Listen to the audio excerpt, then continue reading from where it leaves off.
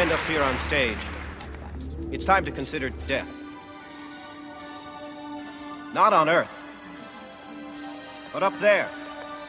Death in the bleak emptiness of infinite space, the final frontier. If you were a pioneer out in the old frontier days, out in the old West, you'd be buried out on the lone prairie. If you were a sailor, you'd be buried at sea. But what do you do if you die up there? What's to be done with the dead in space? I'll show you what I do. First, I would get a coffin. Not just any coffin. One suitable for eternal slumber in infinity itself. But what's a coffin without a body? Yours will do nicely.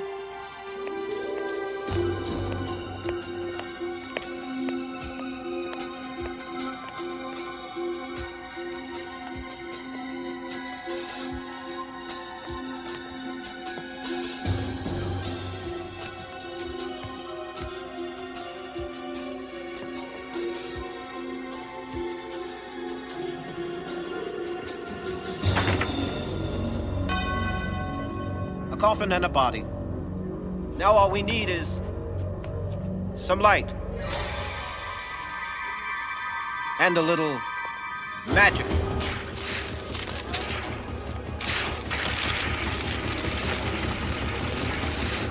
A final farewell.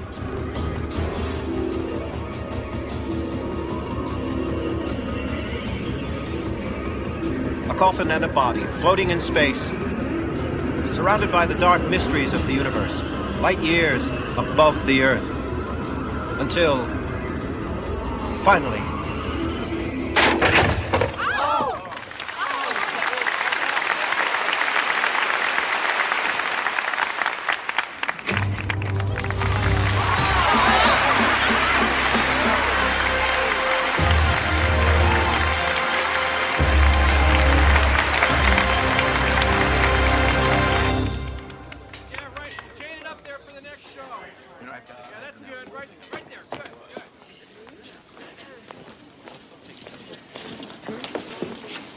okay. Is everybody here? Yep. All right. For the first performance in a new town, it was a 6, with plenty of room for improvement. Paul? Yeah, I know.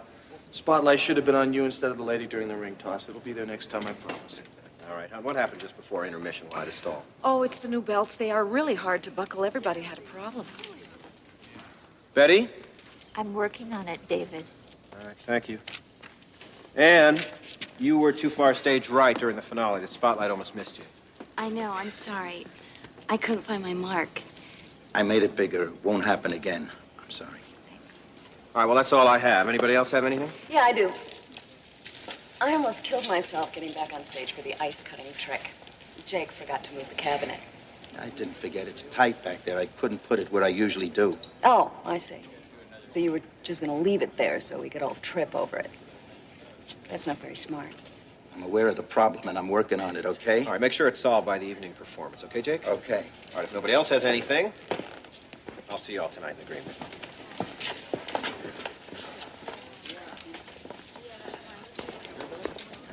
It was uncalled for, Kate.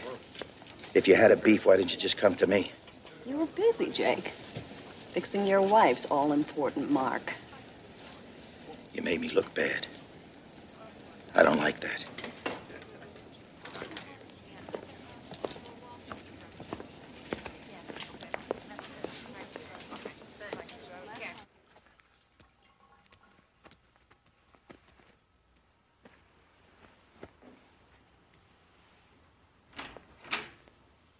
Hon, what are these files doing out? Your wife's with Betty. I think she's going to be there a while.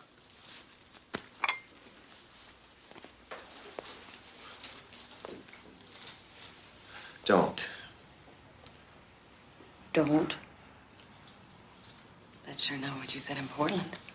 Portland was a mistake. We've been through this, Kate. It's over. No, David. I'm afraid that it isn't.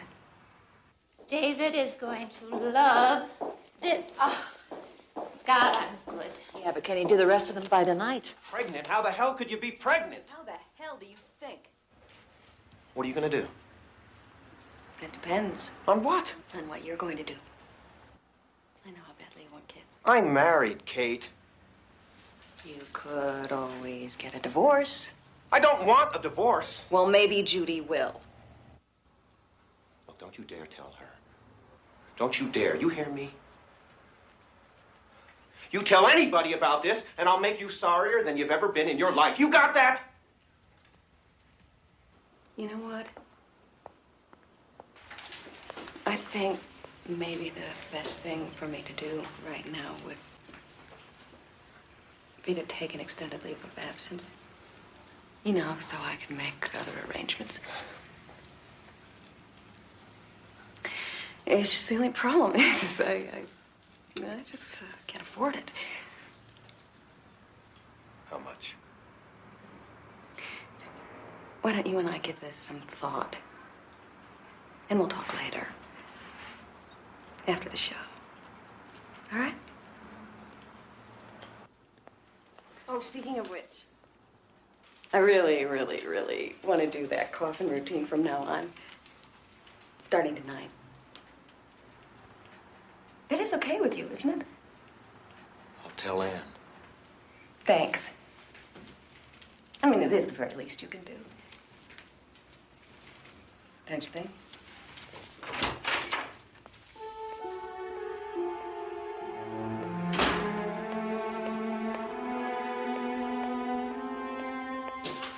Hey, Kate. So what are you doing after the show tonight? I've got plans. Well, what about tomorrow night? Oh, I don't know how to say this in a nice way. So I won't. I'm not interested. Not even interested in helping me spend $1,000? Where did you get $1,000? Come to dinner with me, maybe I'll tell you. No, thanks. Oh, come on. Why not? Because you're not my type. I'm not your type. No. I got news for you. Any man with $1,000 in his pocket is your type. Paul, do you know how much money you're going to have left tomorrow? Nothing. Do you know why? You're a loser.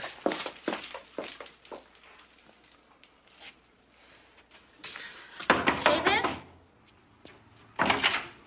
Hi, I got your message. What's up? Yeah, look, Ann, I'm gonna let Kate do the coffin act. What, you mean she gets to do the finale? Yeah, in fact, I've decided to let her do the act from now on. Why? Because I said so. That's why. Oh. Look, Ann. I'm sorry. David.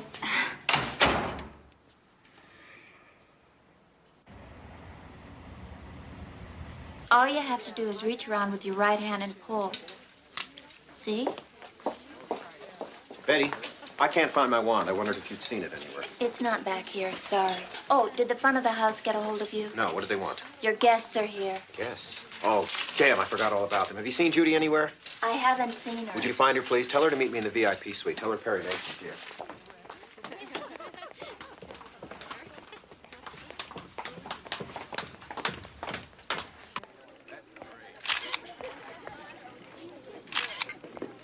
Well, I think you'd better get them to their seats. Curtains in 15 minutes.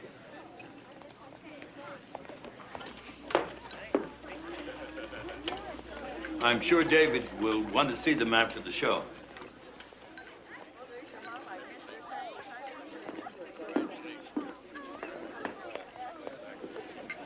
So how long you known him? 3 years. He performed at a benefit I helped organize to raise money for those kids. He wasn't famous then, but he certainly is now. Oh, but he still does the benefit every year. That's the only time we get to see him and Judy. Perry, good to see you again. Great to see you, David. How are you, Della? Fine, David. Oh, David. It's my associate, Ken Molansky. Pleasure to meet you. Likewise. Perry's told me a lot about you. Glad you all could make it. I'm glad you gave Perry the comp tickets. My pleasure. Nice watch. Oh, Nice hands. Perry, what's this I hear about the benefit falling short of its goal this year?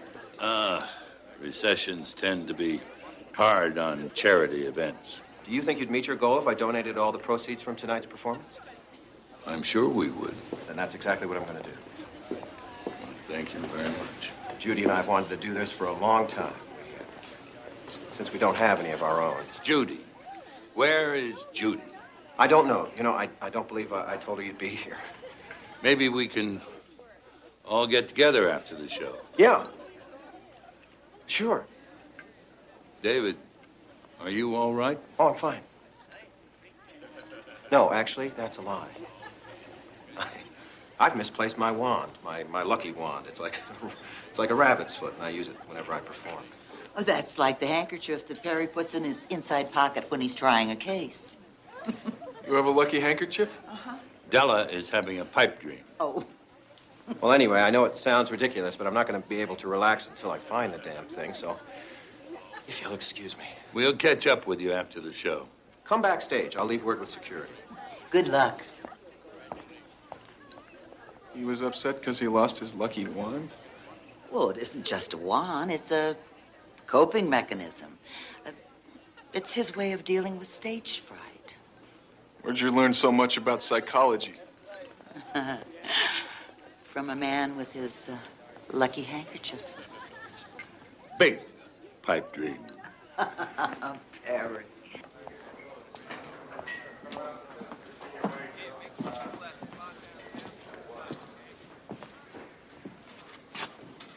Max, what are you doing here? What do you think I'm doing here, huh? Finally got my message and you came to see the show. I wanted to see whether it was true. What was true? That you've been stealing from me? Stealing from you? Who told you that? Word gets around, kid. You were the best student I ever had, David. How could you do this to me? Max, I assure you, I built every act in this show from the ground up. They may be based on principles you taught me, but I certainly didn't steal from you. Well, if you don't mind, I'd just as soon see for myself, huh? Go ahead. 10 minutes to curtain up, people. Where have you been? I've been looking all over for you. I've been around. Perry's here. What's wrong? Nothing. Nothing's wrong.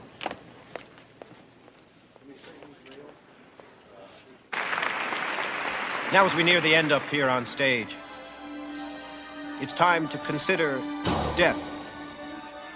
Not on Earth, but up there. Death in the bleak emptiness of infinite space, the final frontier.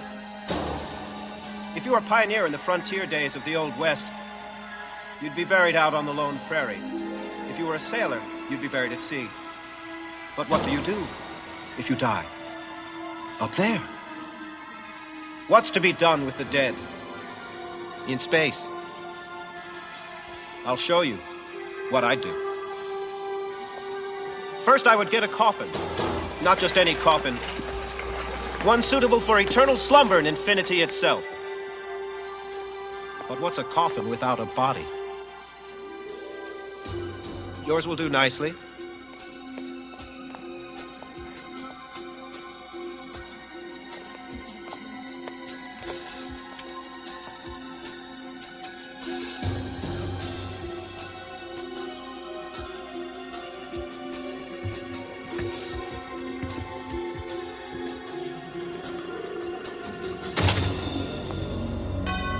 A coffin and a body. Now all we need is some light. And a little magic. A final farewell. A coffin and a body floating in space. Surrounded by the dark mysteries of the universe, light years above the Earth. Until, finally,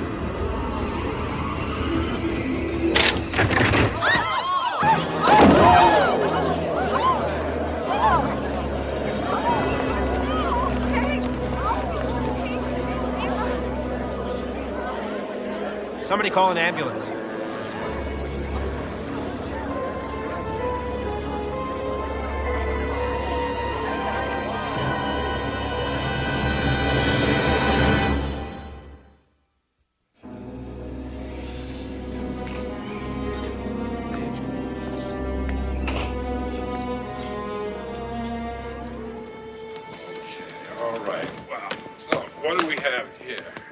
accident, Lieutenant? Well, we'll see, Counselor, we'll see. This is the gentleman. Sir, are you up to answering some questions? I think so. Mm-hmm. Okay, by you, Counselor. Depends on the question. Well, for starters, what was supposed to happen when this coffin opened up? Nothing. Nothing. It should have been empty, and Kate shouldn't have been anywhere near it. Well, where should Kate have been? In the wings, making her way out front for her reappearance. Well, why don't you just run the whole thing down to me? You mean tell you how it's done? Tell me how it's done. Sooner or later, David. What the audience doesn't see when the coffin is wheeled out on stage is this. One of my assistants gets in, I close the lid. She rolls through this flap into a secret compartment while my wife attaches a wire. You don't see her do that because her black outfit blends right into the black backdrop. And then I create a few visual and verbal distractions while my assistant rolls out of the compartment and slips through the curtain. And then as the coffin magically rises into the air, she makes her way to the wings and ultimately reappears in the audience. But we could see her in the coffin when it was going up. What you saw was a projection, and a precisely synchronized, pre-taped image, a movie, if you will, is projected onto the side of the coffin as it rises. You remember that little wave of farewell she gave? That's on tape, too. So the question is, why didn't Mrs. Ford get out of the coffin and into the compartment like she was supposed to? Well, Mr. Mason, because this flap wasn't open, that's why.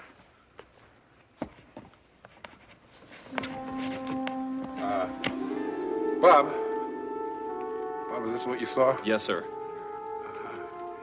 You see, this one was jamming it shut, and once Miss Ford got in this coffin, she was trapped. There was no place else for her to go but down. Now, the question is, does anybody have any idea who this belongs to? It's mine. I searched for it right up until curtain. And I grabbed a spare and I went up. But you usually kept the wand in your dressing room. I have no idea how it got into that coffin, I swear. God, this is awful. David, unless the DA can come up with some reason that you wanted Kate Ford dead, I seriously doubt you'll be arrested, so take it easy. Will they do an autopsy? Yeah. Standard procedure in cases of sudden or unusual death. Why? She was pregnant. She told me tonight before the show. Perry, I slept with her once. Just once. I'd had too much to drink. Not that that's any excuse. Who else might have been aware of all this? I don't know. She wanted money. Did you give her money? We were going to talk about it after the show. Your knock on the door was deafening. Mr. Katz, I'm afraid I'm going to have to place you under arrest now. What's the charge? First-degree murder.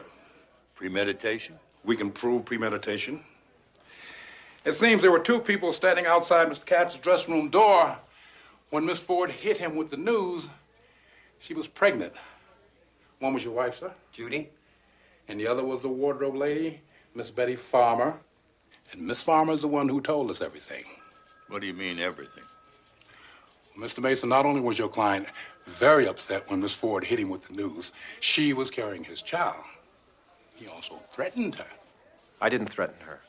According to Miss Farmer, you did exactly that. And that, sir, is the stuff murder indictments are made of.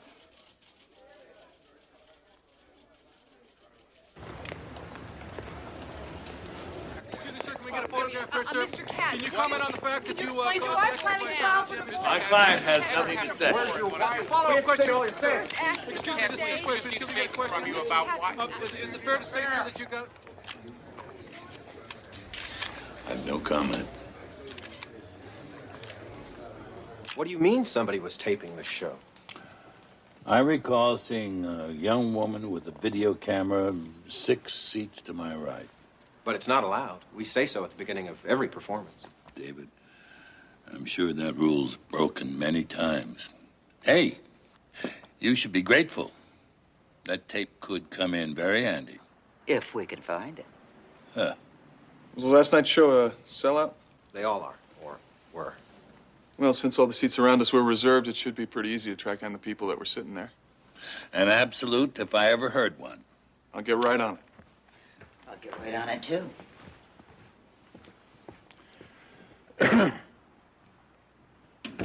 David, does everyone involved in this show know how the coffin trick works?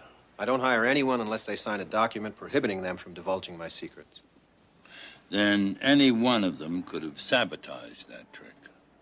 I guess so, yeah. Our first order of business. Who on the show might have wanted Kate Ford dead? Wait a minute. The file. File? What file? The one I keep the design for the glass coffin in. I think someone may have rummaged through it while I was in the shower yesterday. Of course, you have no idea who. I have no idea who. Perry, I haven't talked to Judy since I was arrested. Is it okay if I call her? Sure, right there. She must be very angry with me. Room 519, please.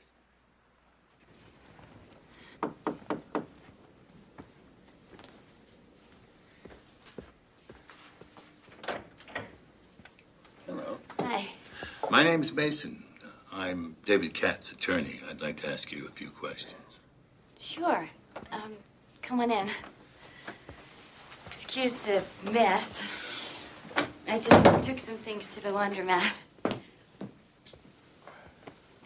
How's David? Oh, he's doing fine. David tells me that he hired you and your husband about 6 months ago. Yes, that's right. Did you know Kate Ford very well? No, I hardly knew her at all. But you worked right alongside her for 6 months, didn't you? Yes, I did. Let's just say I didn't really want to know her. I don't think she was the world's nicest person, if you know what I mean. Man, I'm all out of socks. Jake, this is David's lawyer, Mr. Mason, my husband, Jake Morrison. How do you do? What do you want with that? Just asking some general background questions. I understand you're the one who wheels the coffin out on the stage each performance. That's right. Did you happen to notice anyone standing around by the coffin before you wheeled it out last night? Madhouse backstage during a performance. Nobody ever stands around. Especially Jake. Mr. Morrison, how did you get along with Kate? I didn't. As far as I could tell, neither did anybody else. She had a real problem with her attitude. I'm told you used to have a somewhat similar problem. Yeah, I got mad easy, that's all. Broke a man's legs during a barroom brawl. Did time in prison for it. I'd do it again, too. Really? Why? It was about my daughter, and it's none of your business. You're right. But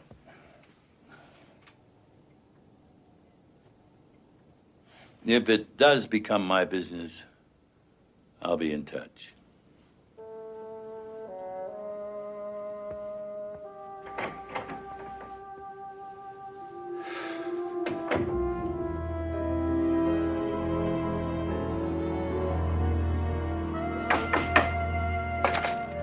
Hi, you Terry Wiedner? Who are you? My name's Ken Molansky. I work with Perry Mason. Perry Mason, the attorney? Yeah. I'm his secretary. Mr. Wiedner's not available. Is there anything I can do for you? A beautiful young woman taped David Katz's show a couple nights ago. So? That wouldn't happen to be you, would it? Why do you want to know? Mr. Mason's interested in taking a look at that tape. That's all. I don't know if Mr. Wiedner would want me to discuss this. Look, I'll leave him a message along with your card, and when he gets back from wherever he is, he'll call you, okay? Great. Thanks. No problem.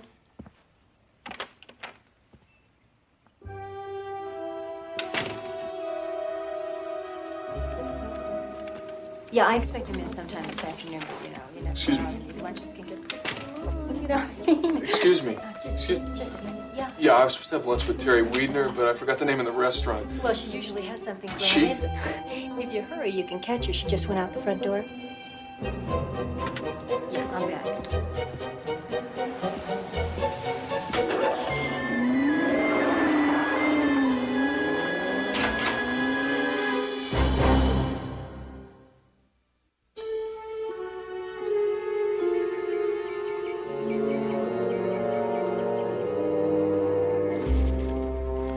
I don't understand why you're so worried. Perry Mason is a major league lawyer who only gets involved in murder cases, that's why. The tape you made for me has nothing to do with anyone's murder. What does it have to do with? I can't tell you. I don't like being caught in the middle like this. Look, you're not in the middle of anything, I can assure you. Now, you've done excellent work. You've been very well paid. And should I require your services in the future, I will be sure to contact you. All of which is to say, goodbye.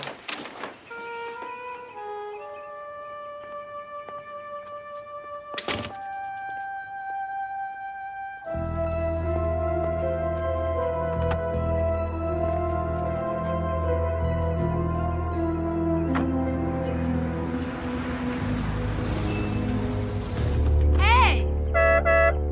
Excuse me? Well, your car certainly stands out like, well, a bright red car, Miss Weidner. I suppose this piece of junk is your car. Yeah, well, you didn't see me following you, did you? And it wouldn't hurt to dress a lot less flamboyantly either. Look, would you stop patronizing me? I get enough of that from my clients. Like Max Lamar in there? Checked him out while you were inside. Piece of junk's got a phone in it. He's a magician, David Katz's mentor. He's probably the one you made the videotape of the show for, isn't he? Maybe. Why do you want a tape of the show? Why does Perry Mason want a tape of the show? Because it could help him prove that David Katz is innocent. Now you answer my question. Lamar wouldn't tell me. However, I have a proposition for you. You see, believe it or not, business hasn't been going all that well for me lately. Well, try firing that part-time secretary of yours. She lies. What I need is credibility. And I figure the best way to get it is by working for somebody famous, like your boss, for instance. Now, why should he hire you? Because of what I can offer. What's that? A duplicate of that tape. A coffin and a body floating in space. We're looking for something out of the ordinary. Is everything exactly as it should be? So far.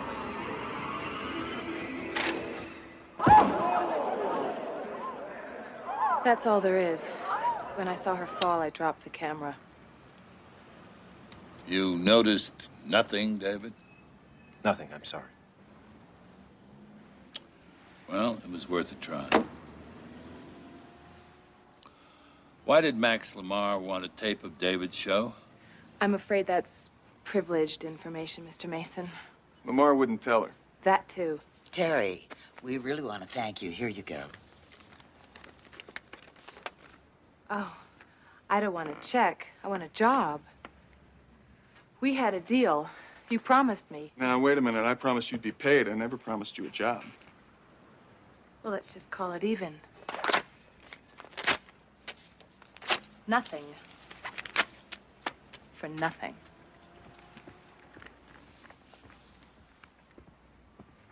She misunderstood.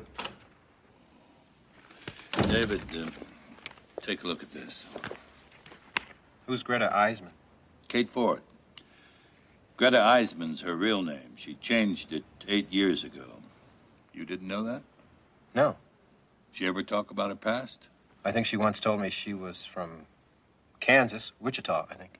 No, she was born right here in Colorado, a little town called Hastings. Why would she lie like that? Oh, it could very well have something to do with her murder. Ken, a fact-finding mission. Hastings, Colorado. Hastings, Colorado.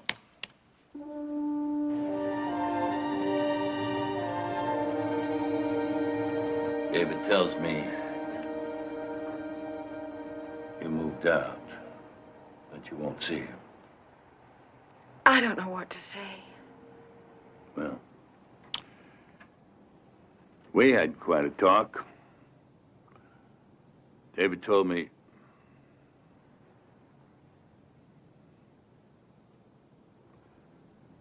I know you can't have children. I also know from your involvement in the benefit each year how much you love them. Hearing that Kate was pregnant must have been a horrible blow. I couldn't believe it, Perry. That woman pregnant with David's child. Just like that. He and I had been trying for years. It seems so unfair. The police questioned you after her death. You didn't tell them what you'd overheard. Why not? I don't know. It could be construed that you were trying to hide the fact that you had a motive for killing Kate. I never thought of that. Killing myself, yes, but Kate. I was trying to protect David. I still love him. Judy, talk to him. Give him a chance to explain. He made a mistake, a big one. He misses you.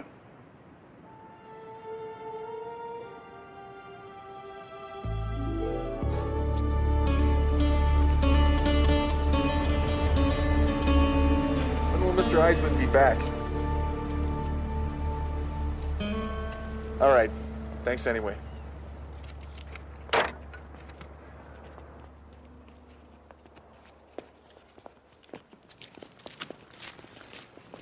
Excuse me. Excuse me. My name's Ken Molansky. I'm an attorney. I'm working on a murder case down in Denver. How can I help you? Well, I'm looking for information on Greta Eisman. Greta Eisman from Hastings? Yeah, she moved away about 8 years ago. Sorry, you've got the wrong town. All right, great. Thanks.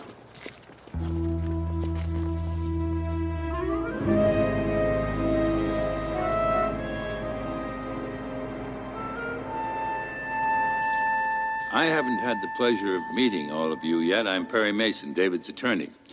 I'd like you to watch a tape that was made the night Kate Ford was killed. As members of the cast and crew, you might see something in it that will jog your memory and shed some light on what happened that night. Can everyone see? Yeah, sure. Ms. Morrison, would you like to move closer? Oh, no, thank you. I'm fine. I have 20/20 vision. I'm okay.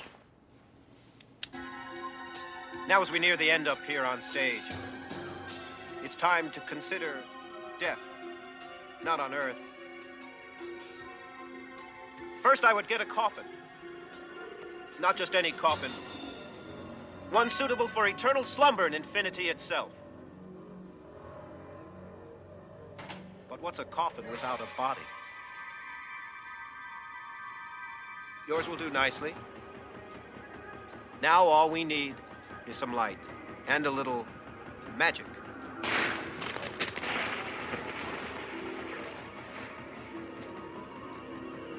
A final farewell. A coffin and a body floating in space. Surrounded by the dark mysteries of the universe, light years above the Earth. Until, finally,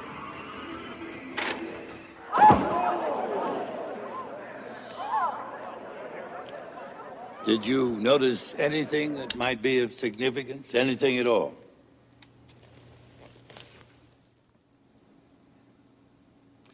Well, thank you anyway. I appreciate your coming down. That's all. That was very clever. What was? Well, we watched the tape while you watched us. If you'll excuse the expression, I don't miss a trick. Then perhaps you'll tell me who killed Kate Ford. I guess it was your client.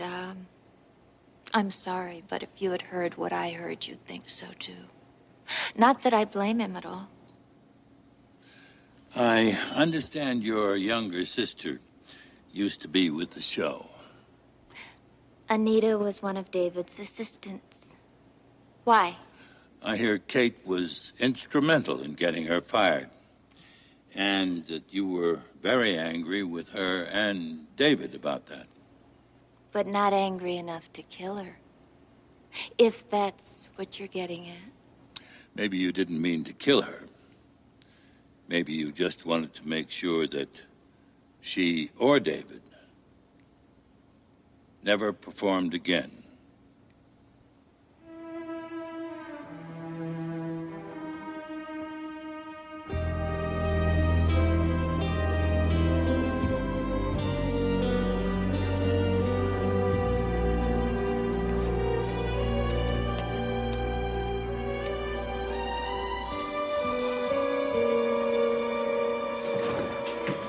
Beer, whatever's on tap. You got it. Where you from? Denver. Just passing through? No, actually, I'm looking for information on Greta Eisman. Who? Greta Eisman? Born here, moved away about 8 years ago. Never heard of her. I've lived here all my life. Well, I figure she's related to the Henry Eisman that owns that sawmill on the way into town. Only Eisman in the book. Can't seem to get in touch with him, though. Mr. Eisman doesn't have any relatives. Used to have a daughter. He did?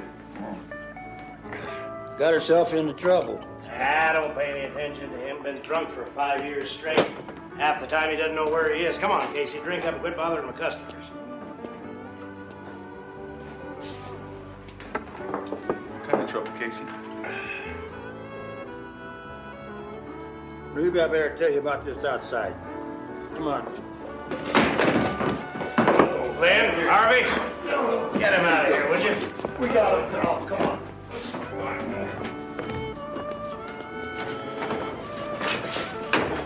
Just leave those boys alone. Just said Eisman had a daughter. Stick around long enough, he'll tell you about the time little green men took him for a ride in their spaceship. Went to one of the moons of Jupiter.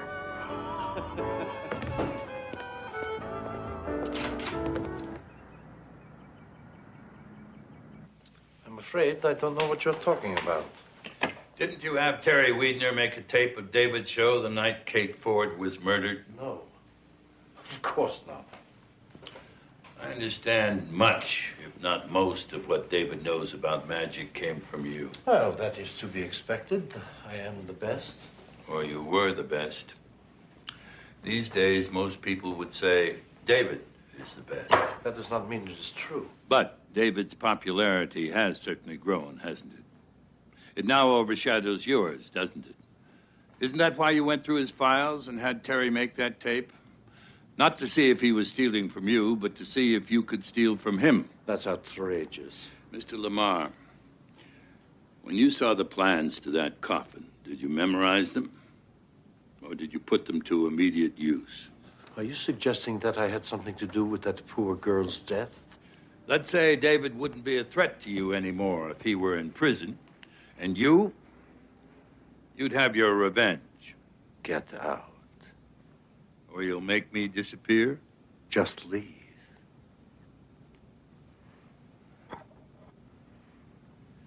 Please give Mr. Torrance my regards.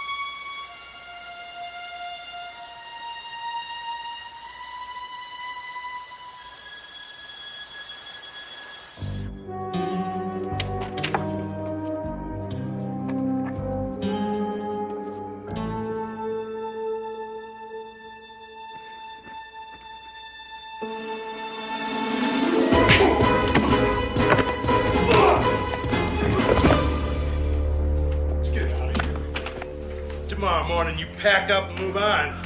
Here? This doesn't concern you, lady.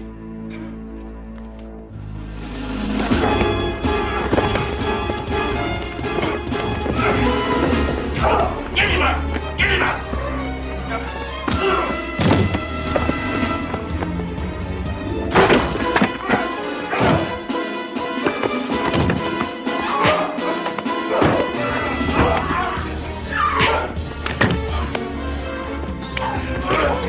Come on, go! Get out of here!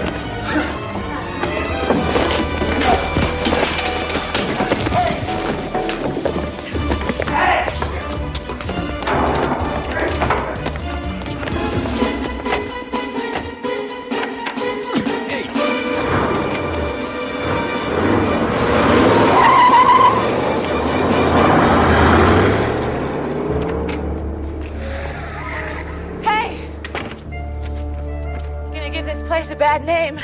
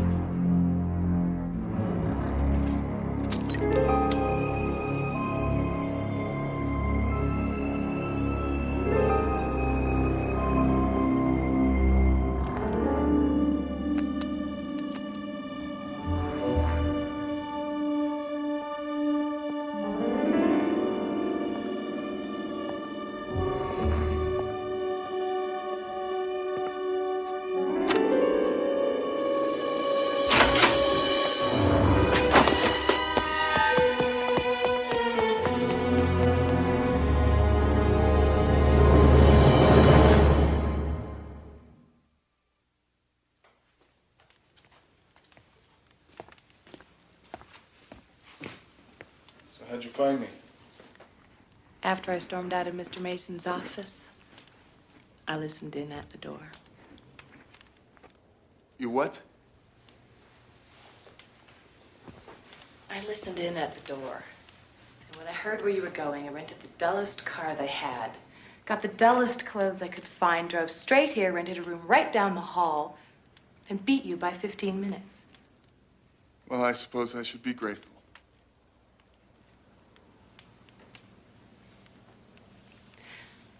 So, why do you think everybody in town has a thing about Greta Eisman?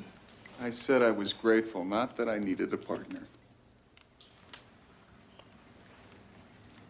I know where those Gooney brothers took that old drunk.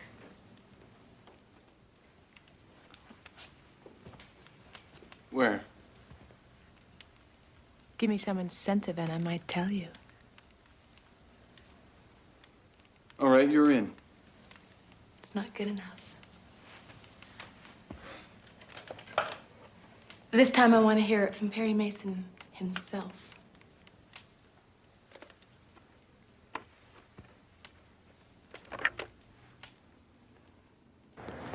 Somebody broke into David's dressing room down at the theater tonight. Oh, yeah? They know who it was? As you know, David has all his employees sign an agreement stating they can be sued if they divulge any of his secrets. Apparently, the thief took only the one you had signed. No kidding. You're on Max Lamar's payroll, aren't you? Or at least you were on the night Kate Ford was murdered. No. That's where you got the roll of bills you kept flashing that night. Why you were at Lamar's house earlier today. Why you were at the theater tonight, stealing that agreement. I don't know what you're talking about. No? Lamar was paying you to pass on David's secrets. You were afraid that would come out during the trial. You destroyed your agreement with David so he couldn't sue you. Prove it. Oh, I will, Mr. Torrance. I will. And much more.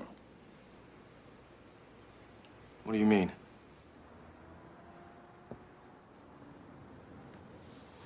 Sit down. It's a well-known fact that you made frequent passes at Kate Ford. Passes that were rejected, always rejected. So? So a man can only take so much rejection, right, Mr. Torrance? Wait a minute here. Max Lamar wanted to avenge himself on David. You wanted to avenge yourself on Kate. You knew how the coffin trick worked. It was perfect. A perfect arrangement, wasn't it? No. I didn't kill her, I swear it. I was mad at her, okay? But I didn't kill her. You gotta believe me.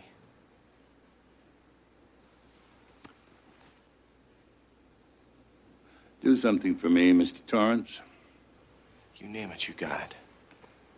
How would you like to be a witness for the defense?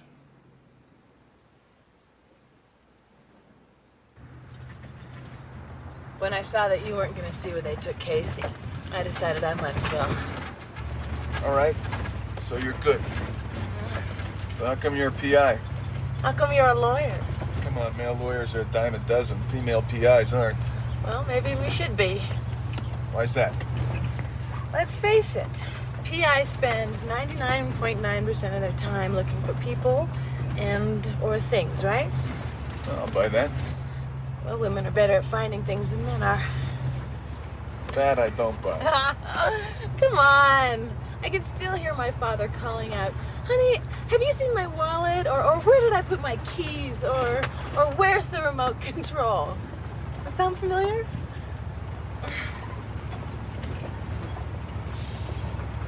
So where is this place? It's up ahead on the left.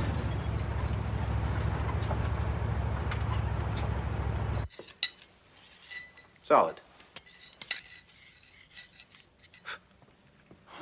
You get the idea. I think so. Morning, Della. Do you realize we're due in court in 45 minutes? We're on our way. Oh, Perry.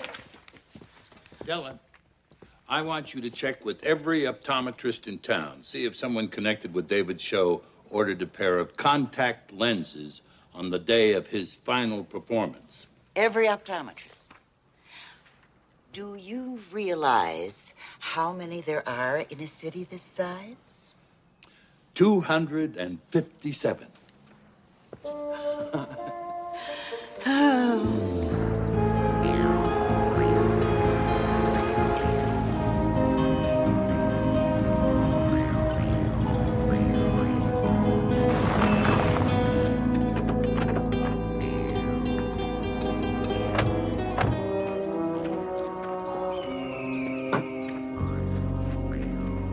Casey! Hey, Casey!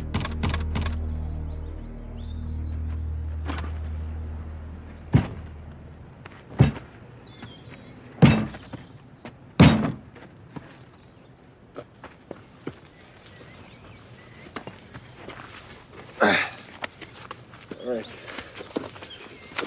Watch out. All right, don't even say it. Just open the door.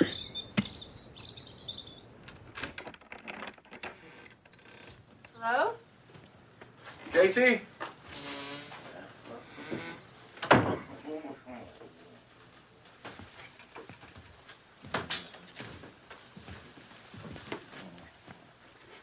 Come on, Casey. Casey, come on, get up. Casey. Come on, Casey. What's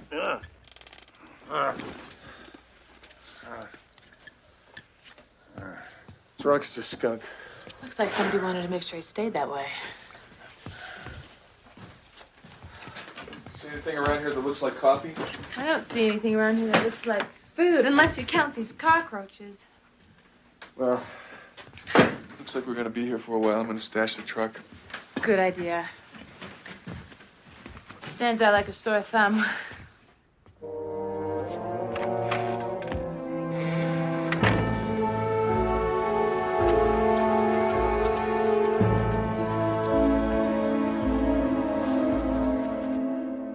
I will prove that David Katz, with malice aforethought, killed Kate Ford. I will prove that, although he is a married man, he not only had an affair with the victim, he impregnated her. I will prove that when she told him her sordid secret, he threatened her life. And I will prove that as soon as the opportunity presented itself, he caused Kate Ford to die, a horrible death, hoping it would be construed as nothing more than a tragic accident. I will prove to you, ladies and gentlemen, that while David Katz may be a world-famous illusionist, he is also a cold-blooded murderer.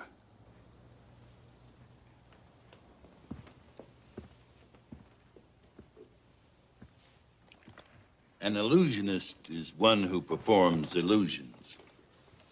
I'm glad Mr. Willard brought that up, because this case turns on illusions, and you'd be well advised to keep that in mind.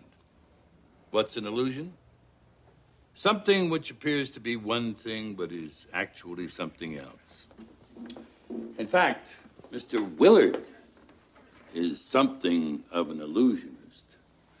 He's going to attempt to show that my client is guilty when, in fact, my client is innocent. He's going to try to make you believe one thing when just the opposite is true. Excuse me.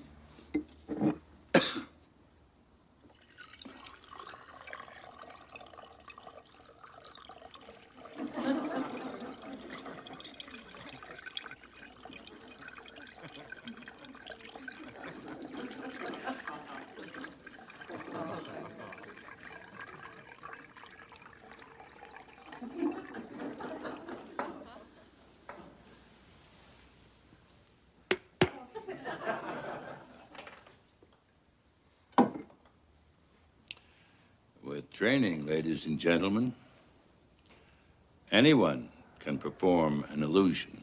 The fact that a woman is dead is no illusion. But the idea that David Katz is somehow responsible for that death is wrong and is an illusion. I'm going to prove that to you.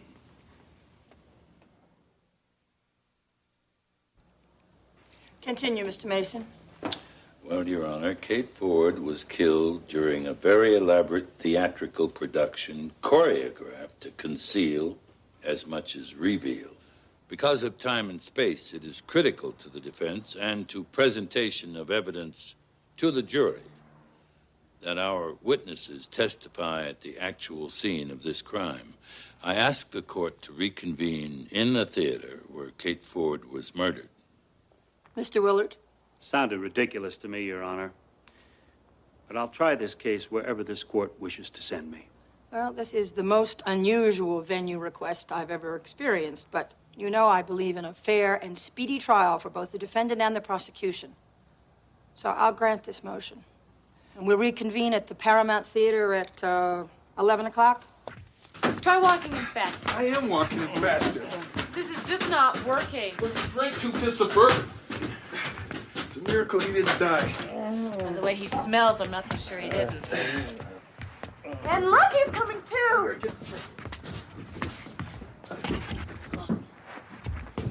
Casey. Casey. Come on, Casey. Wake up. Huh? Casey. Huh? What? You okay? Who are you? My name's Ken Molansky. We met at the Gold Coin Saloon. You were telling me about Greta Heisman, remember? No. I might have had a drink, though. Here you go. Looks like coffee. It is coffee. What do you want in it? A double shot of bourbon would be nice. Milk. You need protein. Well, who died and made you two, God? We just want to know about Greta Heisman. You were telling me she got into some kind of trouble. She ran over a lady with a car and killed her. Hit and run. Was she caught? Her daddy owns a big sawmill. When he says jump, people in Hastings ask how high. And when he says don't say nothing, people don't say nothing. He made sure she was never prosecuted?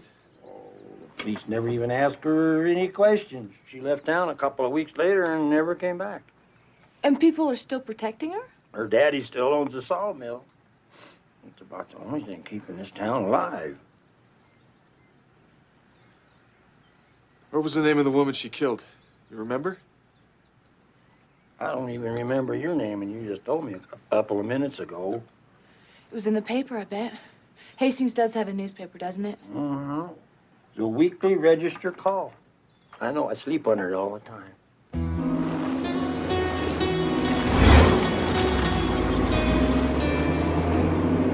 Where are we going? We're gonna go outside. You need to air out. No, I don't. And we need to get out.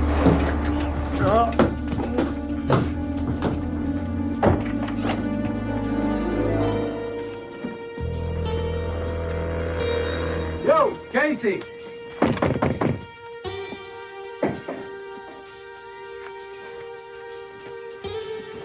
Hey, Casey!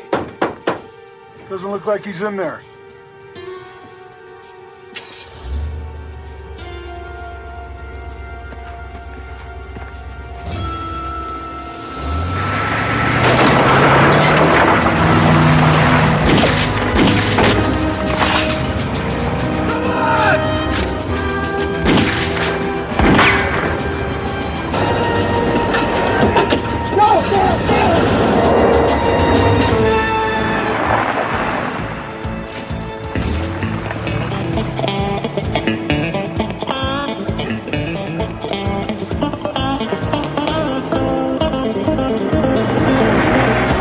Oh my God!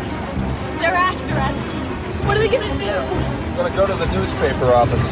Well, I figured that. I mean, what are we going to do about them following us? Watch this.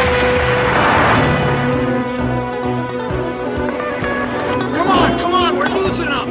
Harvey, shut up.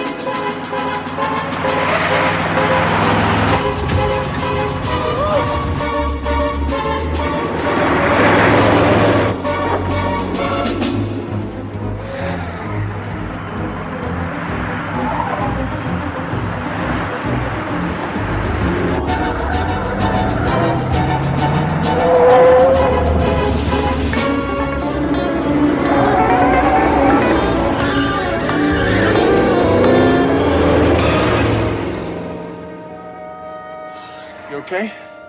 Nice driving. Are you okay? No, I'm sober. Look, here's $100. Hide him somewhere in town. Meet me at the newspaper office. I'm out of here.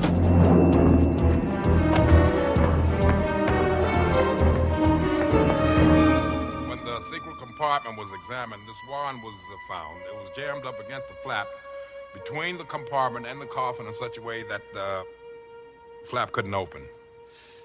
You mean the victim was supposed to roll into the secret compartment before the coffin was lifted into the air, only because of this wand she couldn't? That is correct. Could this wand have gotten jammed in there by accident? Objection. Well, lack of foundation, improper opinion. Withdraw the question.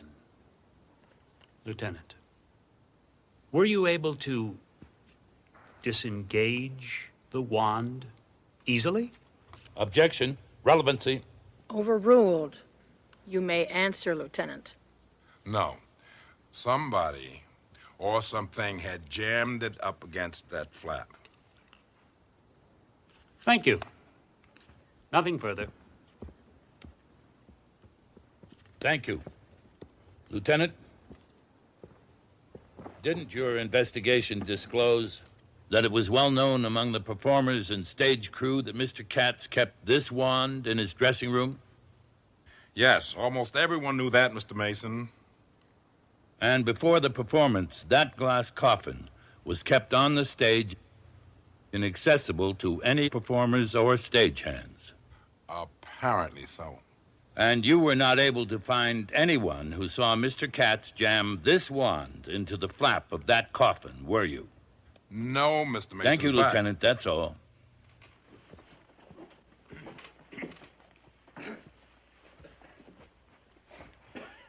So you could hear them talking even though the door was shut?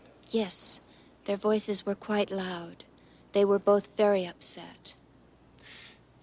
What exactly did the defendant say to Miss Ford?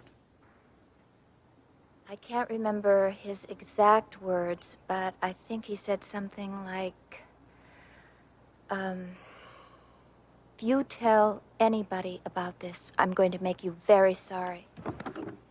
That's all? It wasn't just what he said. It was how he said it. His voice was...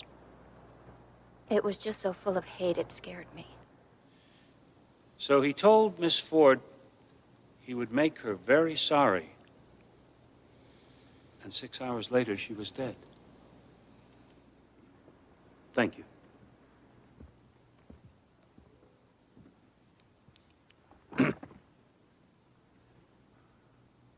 Miss Farmer, after David Katz fired your sister last year, you had a confrontation with him, did you not? I may have. In fact, you said something like, I'm going to pay you back for this, did you not? Oh, I don't remember.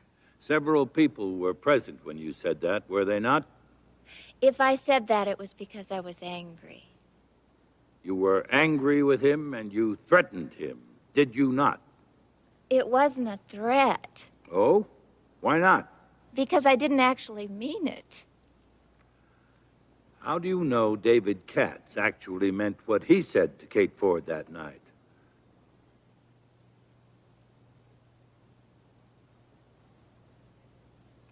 I suppose I don't. In point of fact, you left before their conversation ended that night, did you not? Yes. I've nothing further. This court will reconvene at 2 o'clock.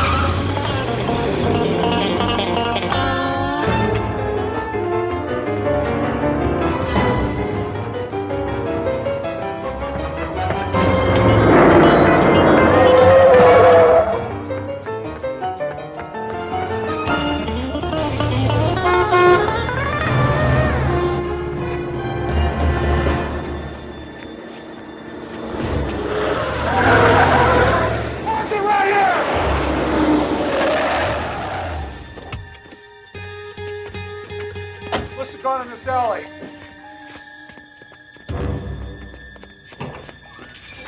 Hey, Sugar, you see some guy run back here?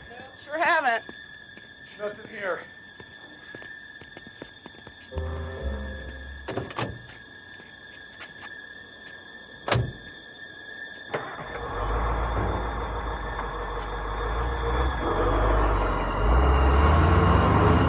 Harvey, let's go.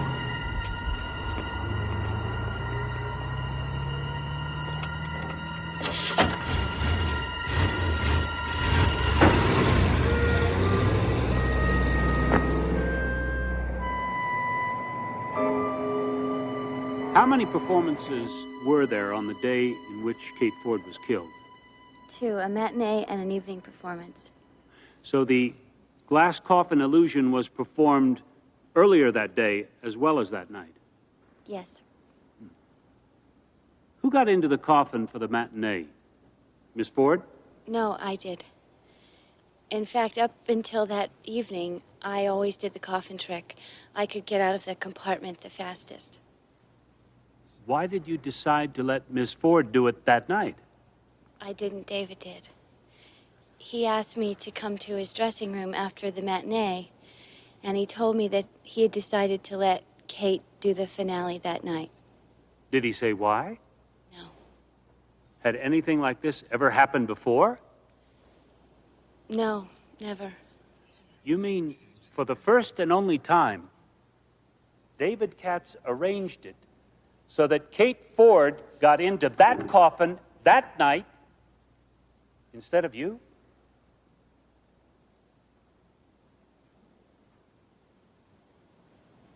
Yes. Thank you. Mr. Mason, wish to cross? I reserve the right to recall the witness and request a 10-minute recess to confer with my client, Your Honor. Very well. 10 minutes.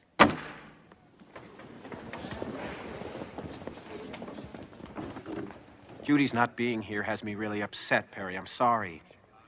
I meant to tell you, but I forgot.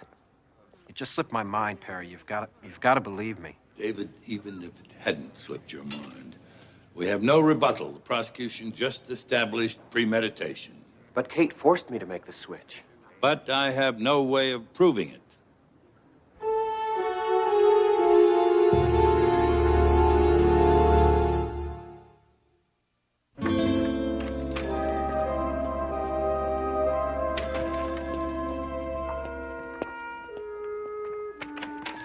Hi. You the editor? Gordon Cosgrove. Kim Malinsky. You must be that guy from Denver. What guy from Denver? The one old man Eisman says nobody's supposed to give the time of day to. Is he in town? I bought this paper about 2 years ago. First thing they tell you is don't cross the old man. Cosgrove, Terry Weidman. Pleasure. Hi. On the other hand, it doesn't pay to ignore a good story. That's why I'm in the newspaper business. His daughter was just murdered. You had a daughter? She changed her name to Kate Ford, moved away about 8 years ago after being involved in a hit-and-run accident that left a woman dead. No kidding. That accident may have something to do with her murder. I figure you might have something in your files. They're back here. Help yourself. The filing system here isn't exactly state of the art. It's more like state of the dump.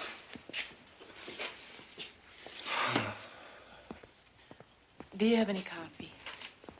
I'd love some. Mr. Katz, would you please tell the court why you had Kate Ford do the coffin illusion instead of Ann Morrison? Kate told me she wanted to do it. Why would she do that? It was the only time during the show any of the women would get to have a featured role. And why did you give in to her? If I hadn't, she would have told my wife about our relationship. So, she blackmailed you into letting her do the coffin routine? Yes. When did she do this blackmail, at the beginning or end of your conversation? As she was leaving. Which would explain why Ms. Farmer failed to overhear it. Mr. Katz, did you cause Kate Ford to fall to her death by sabotaging that coffin? No, absolutely not. David, do you still love your wife? I could never love anyone else. That's all. Care to cross, Mr. Willard? Just one or two questions, Your Honor. To your knowledge, no one ever heard Kate Ford ask to be put into the coffin, did they? No, apparently not. So, all we have is your word. Yes. Is that your favorite wand, Mr. Katz? Your, lucky wand? Yes, it is. You claim to have misplaced your, lucky wand, and that you did not sabotage this coffin in order to cause Kate Ford's death. Is that right? That's correct. So, all we have is your word. Yes. When you married your current wife, did you vow to love, honor, and cherish her? Yes, I did. Forsaking all others? Yes. You gave her your word, too, didn't you? Yes, I did, and I broke it. And I only hope that she can forgive me. Well, that's a very nice touch, Mr. Katz. You're a very able performer. Objection. Mr. Willard's not asking questions. He's apparently commencing his final argument. Sustained. You did know that Kate Ford was pregnant, didn't you? With your child. She said she was. Did you believe her? I knew it was possible. And you were afraid that public knowledge of your affair would ruin your marriage and might even affect your career, weren't you? Yes, I was. So you sabotaged that coffin.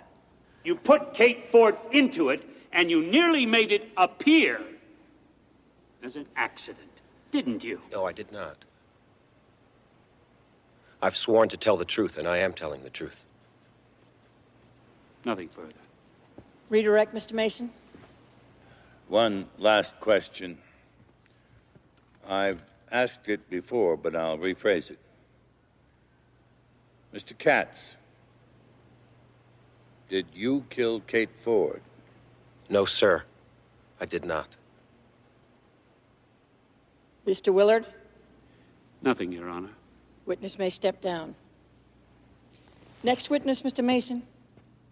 Defense calls Paul Torrance to the stand. How long have you been with David's company, Mr. Torrance? 2 years. In what capacity? As lighting director. And what is a lighting director? Well, basically, I make sure what people are supposed to see is lit and what people aren't supposed to see isn't. Did you know Kate Ford? Sure. How well did she get along with the other members of the company? I wouldn't say she got along well with anybody. She didn't have a lot of friends? As far as I know, she didn't have any. Objection. Whether the victim was or wasn't popular with her peers has no bearing on this case. Mr. Willard would have this court believe that my client is the only person who had a motive for killing Kate Ford. I'm attempting to show otherwise, Your Honor. I'll allow this line of questioning. Proceed, Mr. Mason. What was Miss Ford like? Selfish, vindictive, mean, stuck up. All of those things, yet you asked her out. She was also great looking. Uh-huh. As lighting director, do you stay in one spot during a performance, or do you move around? I move around. Where are you during the glass coffin illusion? Up on the catwalk. That one right up there. I was doing the projector. So when the coffin is lifted into the air, above the stage, you're not that far from it. Is that correct? Right. Why didn't you do anything when you heard her scream? Heard who scream? Miss Ford. She didn't scream. But she was trapped. Are you saying she didn't cry out or pound on the sides of the coffin? That she just lay there waiting to fall to her death? Look, all I know is I didn't hear or see anything. Mr. Torrance, doesn't make much sense, does it? Thank you, that's all. Mr. Willard, No questions. witness may step down. This court is adjourned till 9 a.m. tomorrow morning. Harry?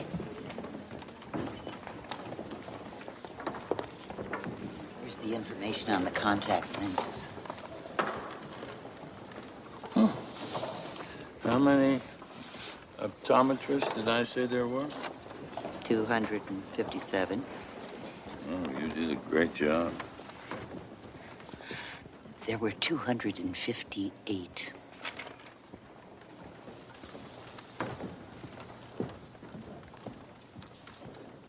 Yes! Yes! Yes! I found it. Oh, Laura. Hit and run accident claims life. Once you get the truck, I'll meet you out front, okay? Oh, no way. No way. I am not driving back to Denver in a truck with a broken window. It's the dead of winter. Are you kidding? I'm getting my rental. Wait a second, but I love my truck. It's a beautiful truck, Ken, but I'm getting my rental. Can I get a copy of this? Sure. So you found what you wanted? Yeah, that was great. Thanks a lot.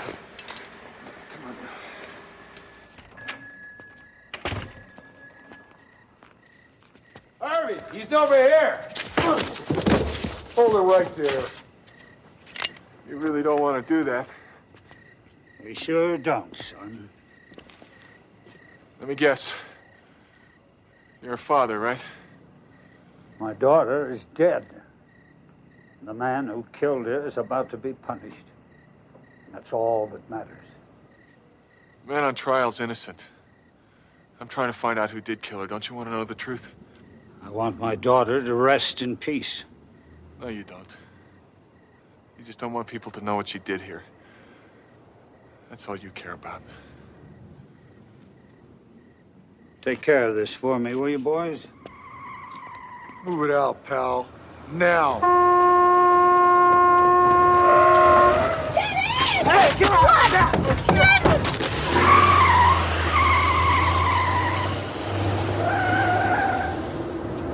Nice driving. No. Oh, really? That was great timing. I know.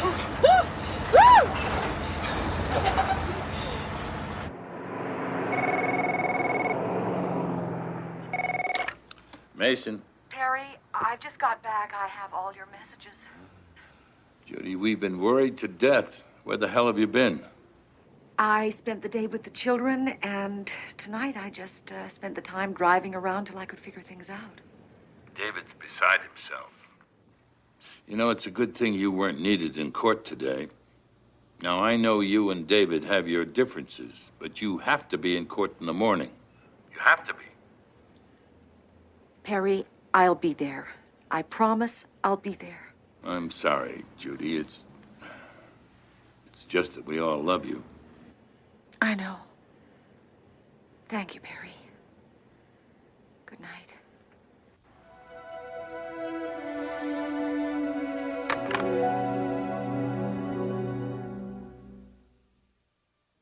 Evidently, Kate, or Greta back then, just hit that woman and kept driving right on down the road without even slowing down. But none of the witnesses could identify her as the driver. Oh, they could, but they just didn't want to. Says here the victim was from Cheyenne, Wyoming. She and her daughter were on their way to visit friends in Gunnison. Well, this tells us who killed Kate Ford. Now the question is, can you prove it? Let's try this. And a little magic. A final farewell. A coffin and a body floating in space. Surrounded by the dark mysteries of the universe, light years above the earth.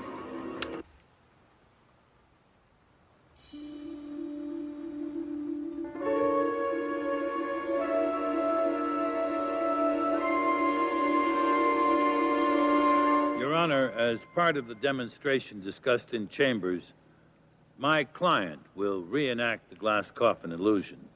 Simultaneously, we will play what has been marked Defense Exhibit M, a videotape the prosecution has stipulated to be an actual tape of the performance the night Kate Ford was killed. As I indicated in chambers, Your Honor, the state has continuing relevancy and foundation objections to this entire demonstration. Your objections are noted and overruled. Your Honor, in case we need someone to clarify these proceedings, defense recalls Mr. David Katz. Mr. Katz, you're still under oath. Yes, Your Honor. All right, places, everyone. With Kate Ford dead, you're missing an assistant, are you not? That's correct. Ms. Farmer, would you be kind enough to stand in for Kate Ford?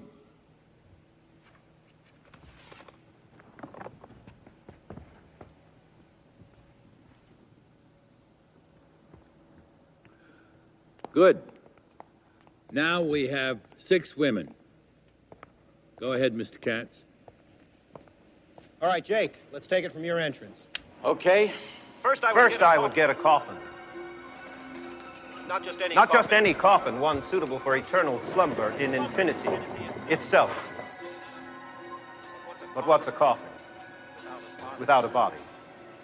Yours will do nicely.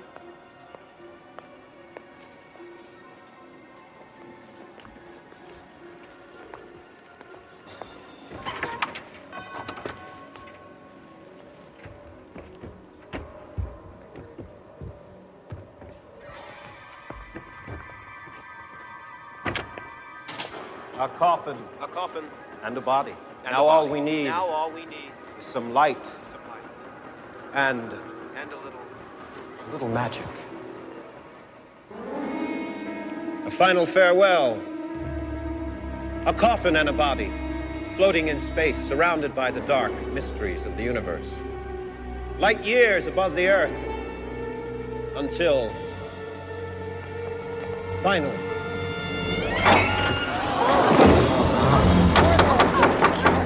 Your Honor, I object. Lights, Mr. Torrance. Mr. Mason, that is something we did not discuss in chambers. I'm sorry to cause a commotion, Your Honor, but I assure you it was entirely germane to this demonstration. Then get on with it. So skilled is my client at making an audience look where he wants it to look that I doubt anyone in this room noticed that Mr. Molansky had stopped the tape. We stopped it because we'd like you, the jury, to compare the number of assistants you see on stage right now with the number you see on the tape. 1, 2, 3, 4, 5. And one backstage, having slipped out of the coffin through the secret compartment before it began to rise. 5 women on stage. Now look at the tape. 1, 2, 3, 4. Only 4 women on stage. Where's the other one, Mr. Katz? I don't know. There should be 5 women on stage. Were all 6 women always on stage at the same time during your show? No, in point of fact, this illusion was the only time they were all on stage together. Because it was the finale? Yes. Who's missing? Can you tell? Not from this distance. You mean if they were close up, you could tell them apart? Sure. But in costume, they look exactly alike, don't they? To an audience, they are mirror images of each other. Yes, but not to me. How do you tell them apart? By their eyes. The shape, the color. Sandy's eyes are hazel. Jeanette's are gray. I know Anne's are blue. What about Kate Ford? Do you remember the color of her eyes? Brown. She had brown eyes. Your Honor, at this time, I'd like to recall Anne Morrison to the stand. You recently bought a pair of contact lenses, did you not? Yes. You picked them up on the same day you ordered them, rush job, no prescription involved. You wanted them for cosmetic reasons? Yes. To change the color of your eyes, is that correct? Yes. What color did you want your eyes to be? Brown. Same as Kate Ford's. Mrs. Morrison, how did your mother die? She was, run over by a car. Who was driving that car? I don't know. The police never caught anybody. It was hit and run. But you found out who it was, didn't you? Mr. Morrison, would you please step forward?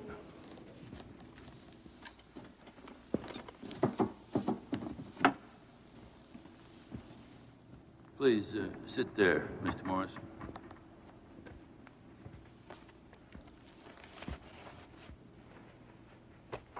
Jake Morrison.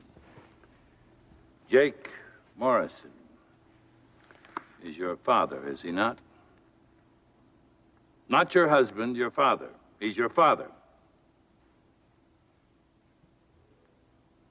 Wasn't your father, Jake Morrison, serving a sentence for assault at the time of the accident?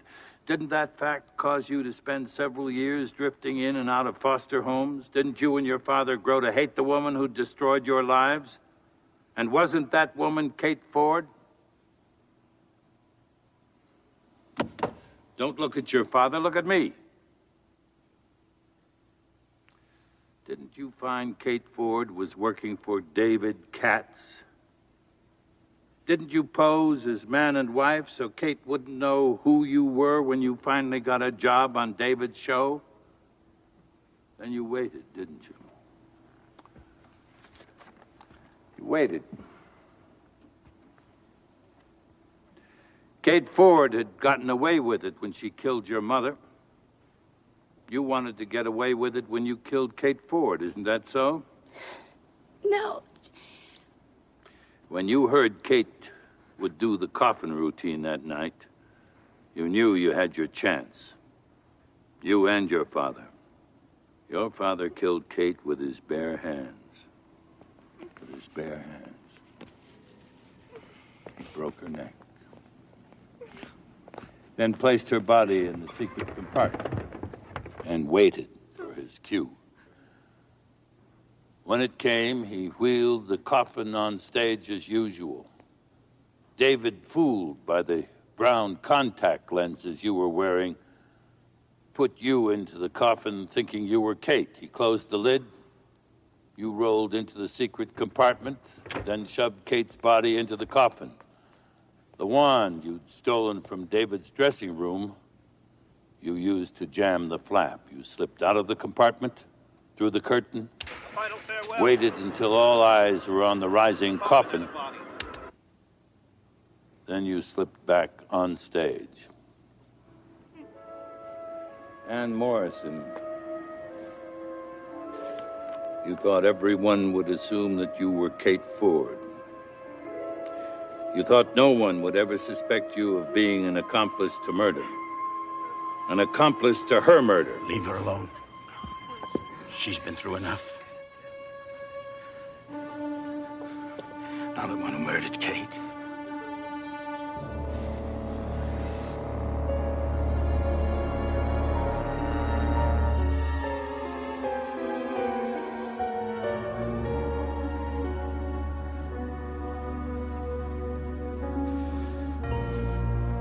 Your Honor?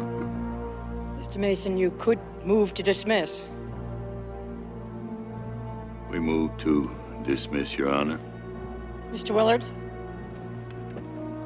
The state has no objection. This case is dismissed, and the jury is excused. Bailiffs, please take these two people into custody.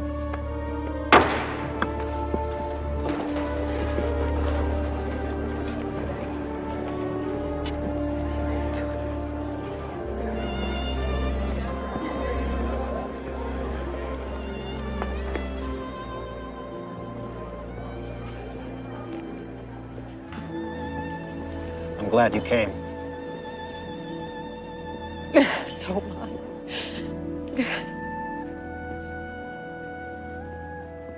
Well, I still don't know how you did it. We magicians never reveal our secrets. Anyway, I'm very grateful. And I. Yes? Oh, we'll be right there. Judy?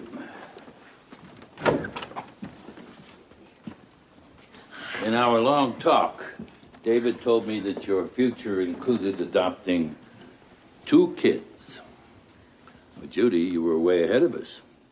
You already had them picked out.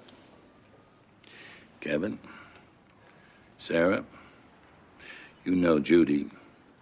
I want you to meet someone who's going to love you just as much as she does. Kevin, Sarah, this is David.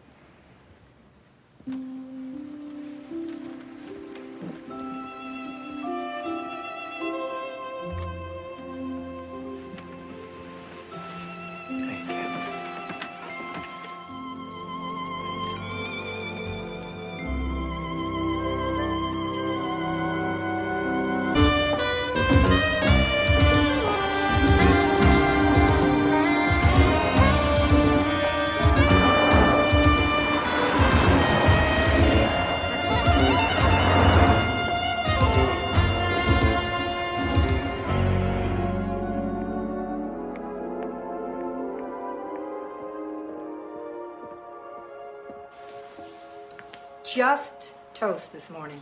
Yes, ma'am. Wheat toast. I was watching the weather report this morning. It's gonna be a beautiful day, Miss Draper. Beautiful day. Yes, it certainly is.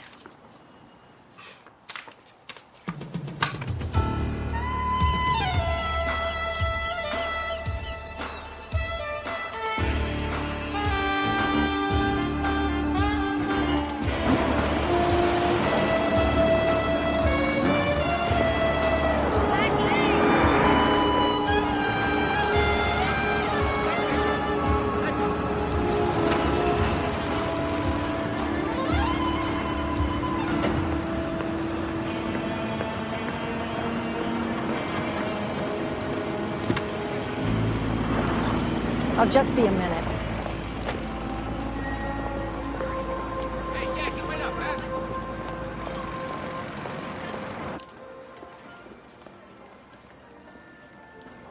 Of course, these days, no line would be complete without something for the working woman. Therefore, I created these. Very nice. I think we can do some business. Thank you. My things should do very well in your stores. Looks like what I've heard is true. What have you heard? That you're back from the dead. I prefer to think of it as having been on a creative sabbatical. Excuse me, Mr. Sabatini. Somebody's here to see you. Take a closer look. I'll be right back.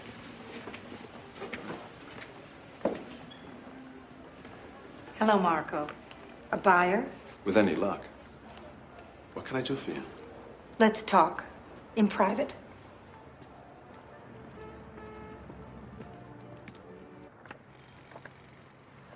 Also, a microphone was pointed at you, Marco. Recorded every word you said. You want to hear the tape? No. Good. Because every time I hear it, I get very angry. What are you going to do? I am going to bury you two. You're going to print this? Next issue of Sweet 2000. Editor's column. You can't do that. Why not? Give me one good reason why I shouldn't tell everybody what a sorry piece of scum you are. I'll pay you. Anything you want. I have connections you can't believe. Keep those. I have copies. Oh, by the way, Marco, your new line looks fabulous. Too bad no one's going to want to touch it after I get through with you.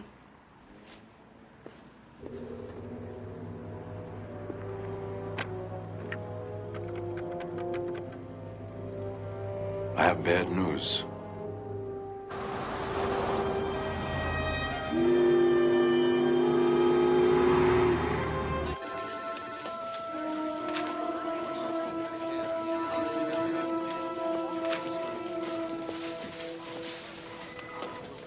Oh, good morning, Lacey. Good morning. Your messages are on your desk. Everyone's in the conference room. Here's your coffee. Good. And Tanya Sloan is inside waiting for you. She's what? I'm sorry, Miss Draper. I couldn't stop her. Lacey. She just came barging in, saying that she absolutely had to talk to you and that she'd do something horrible if any of us tried to make her leave.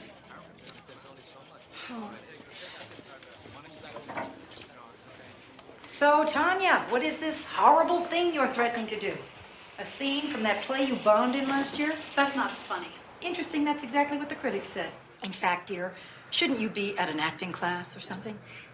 For your information, I fly to Los Angeles tomorrow to meet with Kevin.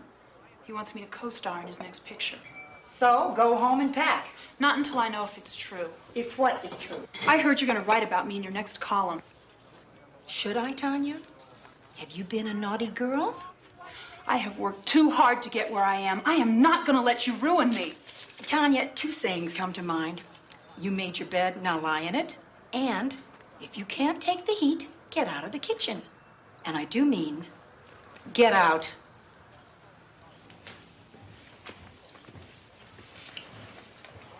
And here's one for you, Diane. What goes around comes around. Bimbo.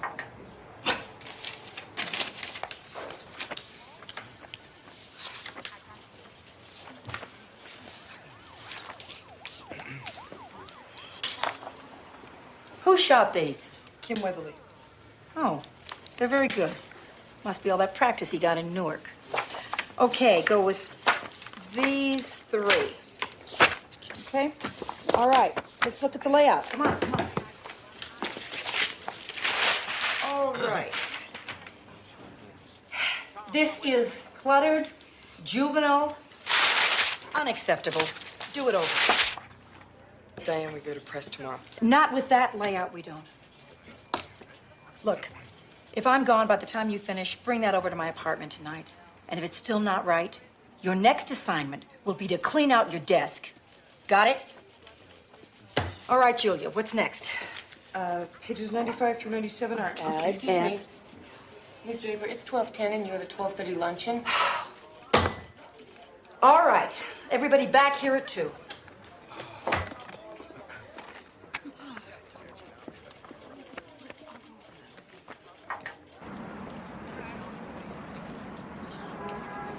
Thank you, Gerard. Would you like a cocktail while you wait? Just the usual. Mineral water with a splash of lime juice. Very good.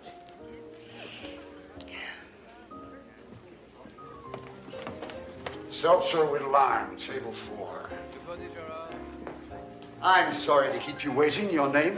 Mason, Perry Mason. Ah, it'll just be a moment, Mr. Mason. Well, look, they're busy. That's good. Means they haven't changed chefs since the last time we were here. Lauren?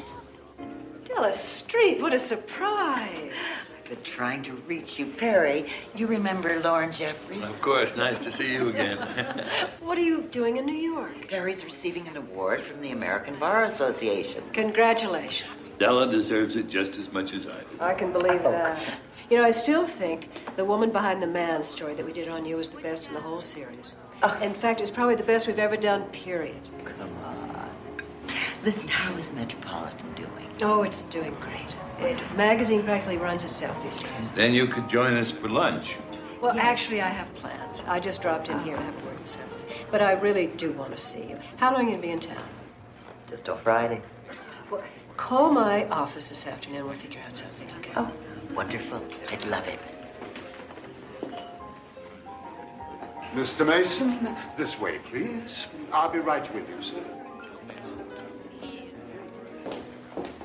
It's only common courtesy to return a phone call. We have a deadline. I was too busy. May I sit down? I am waiting for someone. Then I'll keep you company. Thank you, Gerard. Very interesting.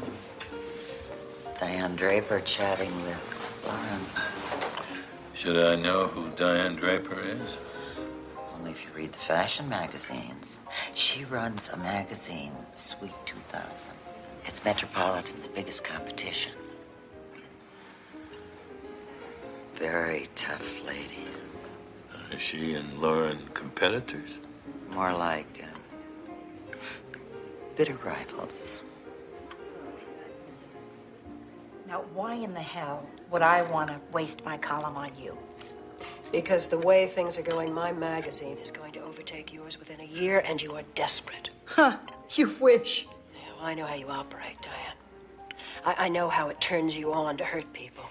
All I do is sell magazines. Oh, yes. By digging through people's garbage and then tearing them to pieces in that column of yours every month. Look, all I do is tell it like it is. Well, not about me, you don't. What the hell is that? A threat? A warning. Have a nice day.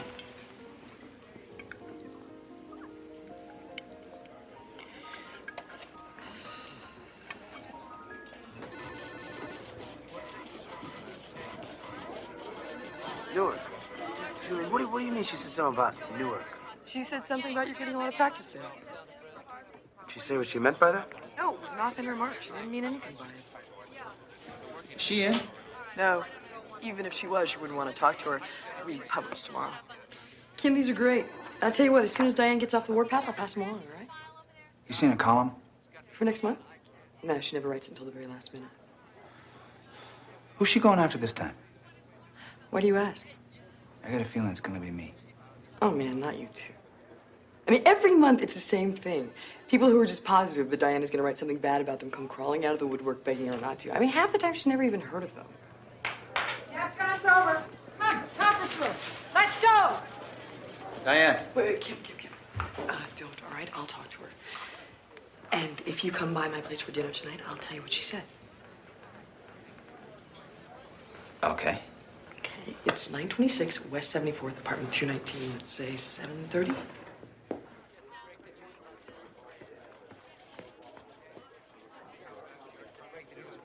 Here are your messages. Who'd you like to call back first? Nobody. I'm going home, and so are you. All right. See you in the morning. Good night, Lacey. Good night. Diane, can I talk to you? Tomorrow. I'm out of here. You written your column yet? That's why they invented home computers, Julia. Well, it's just that people have been bugging me all day about who you're going after this month. What are you telling them? That I don't know. Good. And people will be surprised.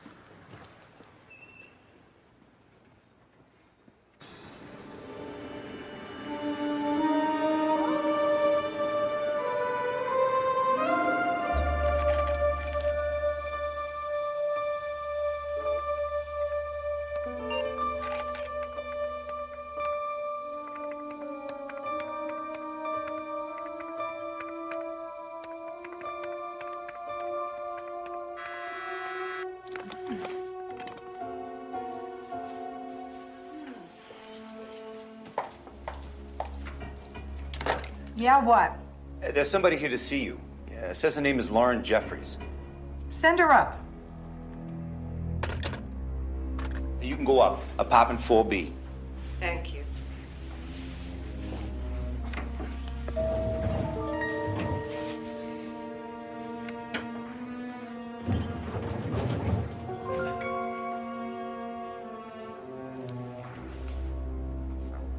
You have to go out. We're gonna go for a walk and then we'll get some coffee. Hello.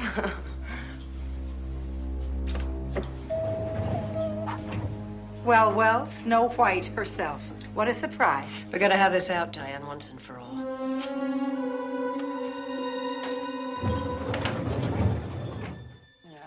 Paris, my favorite city on earth. City of light. No, maybe I think it's the city of food. No doubt, it's No, je sais quoi. magic. I know. Hello? Yes, this is she. No, that's no problem. I'll be right there. I'm not too far. All right, bye-bye. Julia, you're leaving. Yeah, look, I'm sorry, but somebody was supposed to drop a layout off at Diane's tonight, but she's not answering the phone or the door. The security guard's worried something may have happened to her. I'm really sorry. Just, I won't be long. So why don't you just wait here, all right?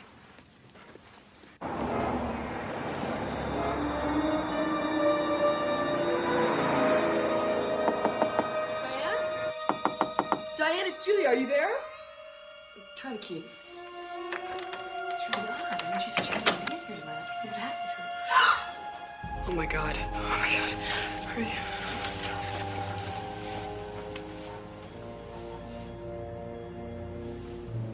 She's dead.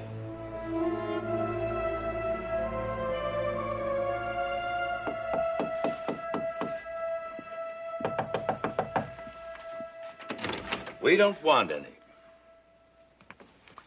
Lauren Jeffries called while we were at the banquet. She's been arrested. Coroner puts the time of death between 8 p.m. and 9 p.m. Not only did the security guard log Miss Jeffries into the building at 7:54, but the person living in the apartment next to the victim heard shouting and loud noises at around 8:20. That was 5 minutes before the security guard locked Miss Jeffries out of the building. But no one actually saw anything. We also found some of the victim's jewelry in the bottom drawer of Miss Jeffries' desk. Detective Brennan, doesn't it seem a little strange to you that a woman who makes $500,000 a year would stoop to robbery? Guess she was just in the mood. A floppy disk was stolen out of the victim's computer that night, too. Did you find that in Miss Jeffries' desk? No. But the victim's secretary found what we're assuming was on that disk in the computer at the magazine the next morning. Apparently, Miss Draper had transmitted it via modem sometime before she was murdered. It was her column for the next editor's page. All about how Miss Jeffries had solicited bribes from fashion designers. She would give them favorable press, and they would give her money. Lauren Jeffries stole that disc and killed Diane Draper in an attempt to save her reputation. It's as simple as that.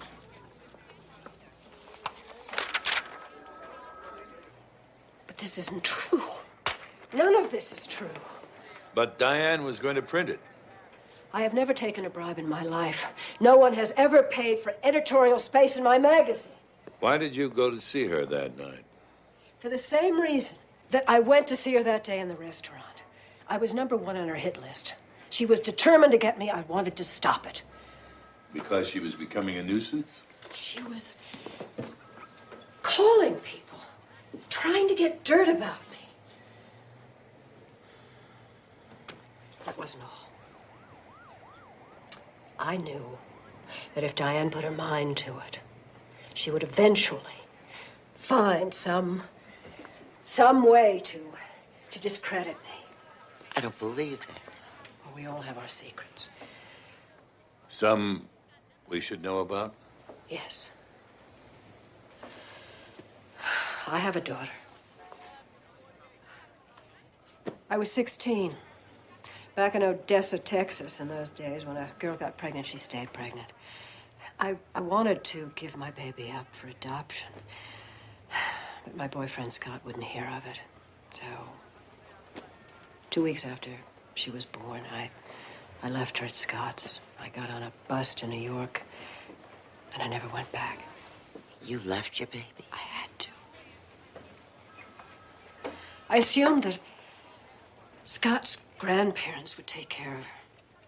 I found out later that they made him do it, all by himself. Instead of going to college, he got a job at a rendering plant. He worked there till he was 38, at which time he died of what amounted to alcoholism. There's no reason for all of this to come out in court. There's more. My daughter managed to get out of Odessa. She came to New York and got a job at Suite 2000 as Diane Draper's assistant. Her name is Julia Collier. Does she know you're her mother? Of course. She went to work for Diane to spite me. Did Diane know? Oh, yes. She loved to rub my nose in the fact that my only daughter hated me every chance she got. But it isn't the kind of thing that she would have put in a column, if that's what you're getting at. Why not? Well, because it was common knowledge. I mean, people in our business already knew. If she put it in her column, it would have been an embarrassment, but that's about all. When you went to her apartment that night, did she tell you her column was going to be about you?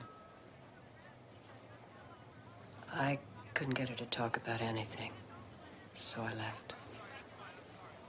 You weren't the one who took that disc from her computer? And I wasn't the one who killed her. I swear.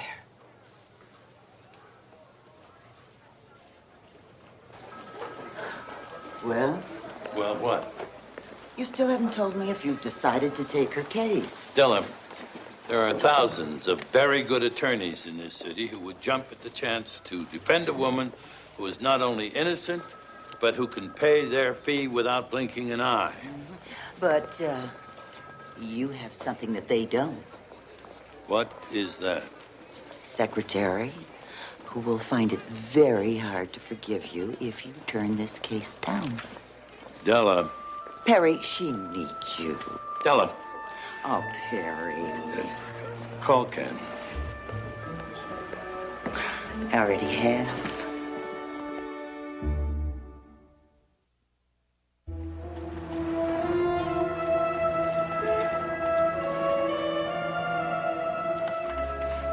What's that? Here you are. Tanya Sloan. The actress? Rumor has it she's going to co-star in a very big motion picture. Ah.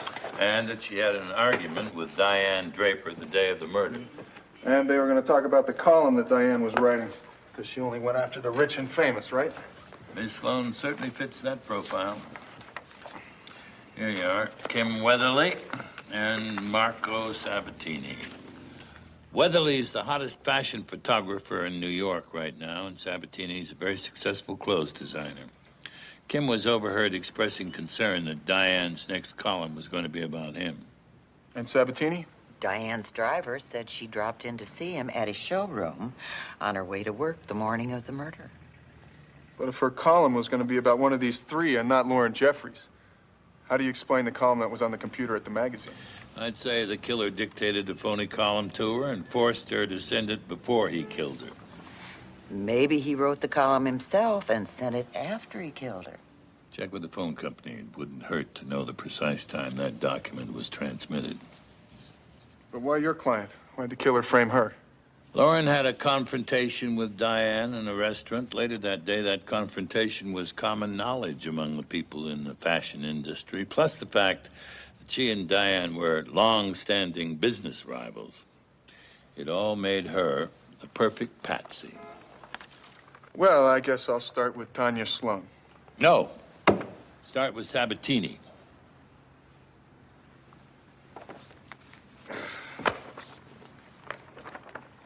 Tanya's in L.A., but she'll be back Friday.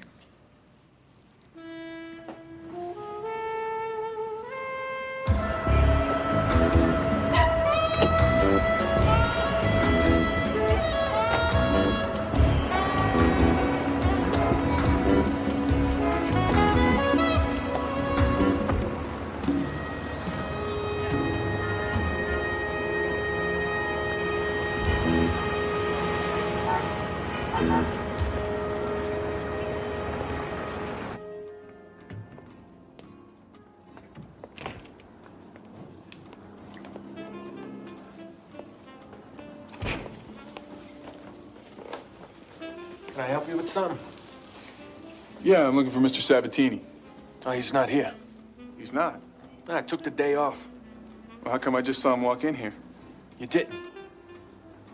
My name's Ken Molansky. I'm an attorney. I work with Perry Mason. You might have heard of him. He's representing the woman who's accused of killing Diane Draper. I'd like to talk to Mr. Sabatini. Well, when I see him, I'll tell him. Well, you must have a good memory. Like an elephant.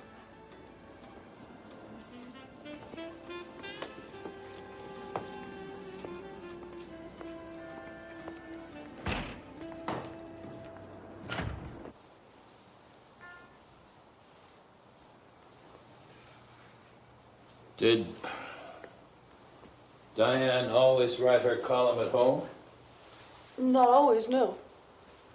But she did it often enough that sending it to the computer at the office was no problem. Well, yeah, she worked at home and modem stuff in all the time. In other words, anybody could have used this computer to modem something to the office. What are you getting at? I think Lauren Jeffries was framed. By whom? Tanya Sloan, Marco Sabatini, or Kim Weatherly. Do you know any of them? Well, yes, I know all of them. They all apparently thought Diane was going to write about them in her next column. Look, Mr. Mason, Kim was with me when this happened. From 7:30 right up until the time I came over and found the body, we were having dinner at my place. And Diane kept her jewelry here. As far as I know, yeah. Well, thank you, Julia. I've seen enough for now.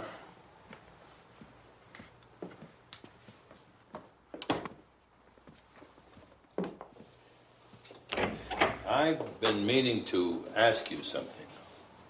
Let me guess, does it have something to do with the fact that Lauren Jeffries is my mother? You didn't need me to let you in here. You could have gotten a key from the police. She thinks you hate her. I do. Why? Why? Have you ever heard her side of what happened all those years ago, Julia? No, I really don't want to hear it. You should hear it.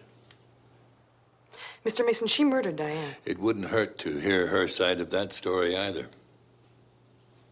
After you.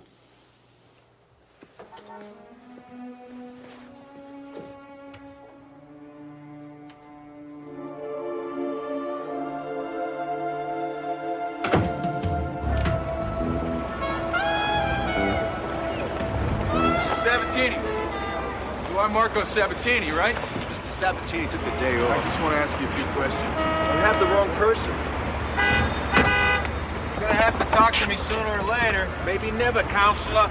Sayonara. Yo, taxi! Hey!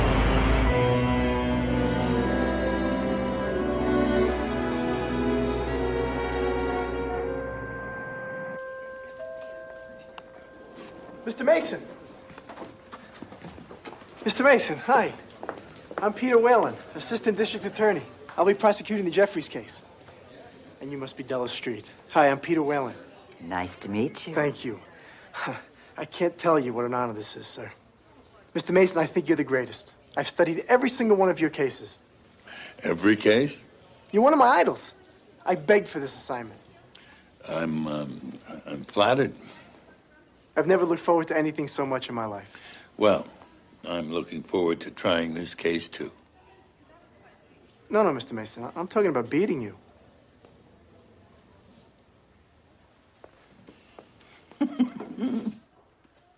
Your Honor, the defendant owns homes in London, Saint-Tropez, New York, and Vail.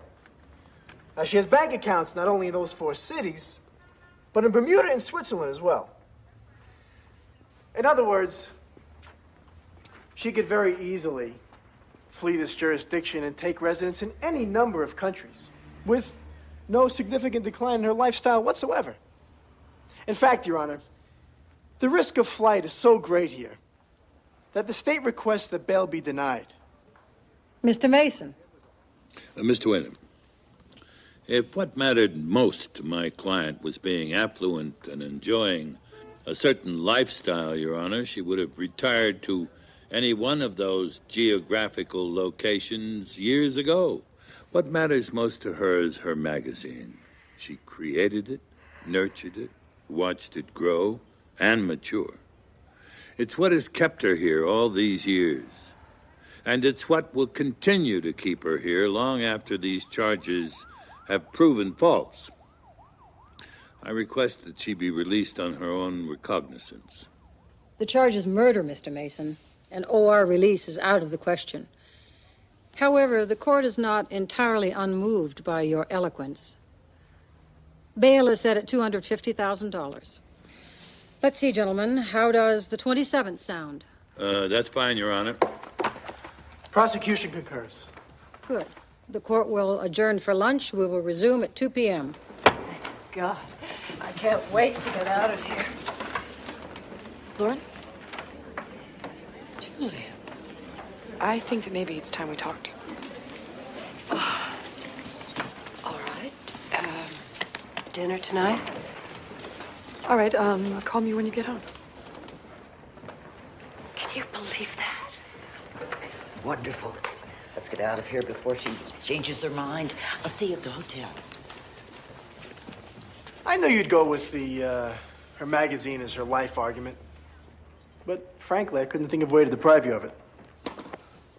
Well, I'm sure you'll do better next time, Mr. Whalen. You bet I will. Oh, almost forgot. I have something for you.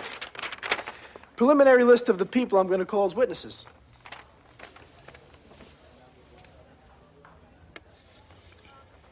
You can't be serious. I'll see you here in court, Counselor.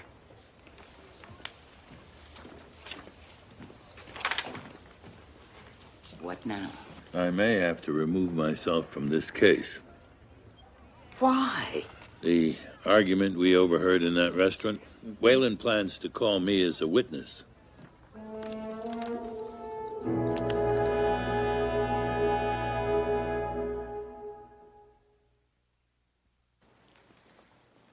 Lauren, you don't understand. I want you to be my lawyer, and that's that. There's a very good chance I'll be called to testify against you. I don't care. I'd be in the position of helping the prosecution convict you. How can you help convict me when I'm innocent? Lauren, it's not as simple as that. Look, if you're telling me they won't allow you to be my attorney, that's one thing. But if you were asking me if I still want you to be my lawyer, I think I've made myself more than clear. Come on, Della.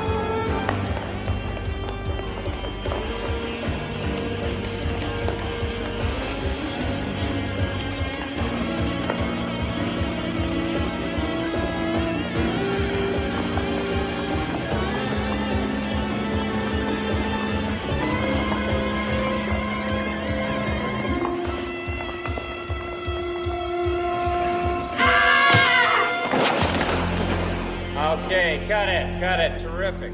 You guys all right? Good. Tanya, you got about 20 minutes, okay? Good. All right, Gary, get Billy Ray down here. I want him here, not on the phone. Miss Sloan? Perry Mason. Ah, you made it. It's a lot of work for a commercial. Well, commercials these days are sometimes bigger than films. This one's for a new perfume called Purloined. I gather you have a few questions you'd like to ask me. Shall we talk in here?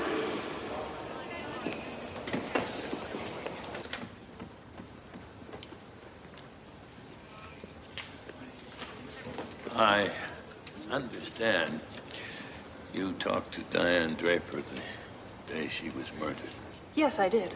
and that your conversation didn't last very long. No, didn't. May I ask what you talked about? I heard that she was going to write about me in her column. Your drug problem? I do not have a drug problem. Diane thought you did. Yeah, well, she was wrong.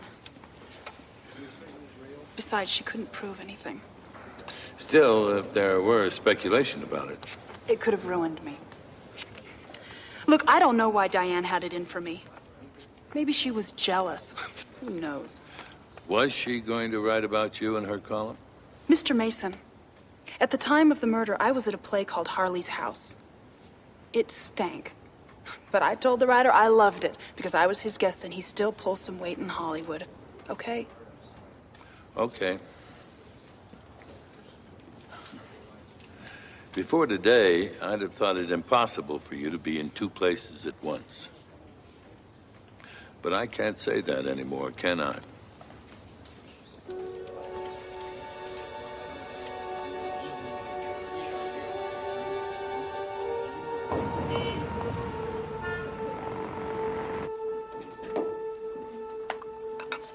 Hey, Marco's in? No, I haven't heard from him yet.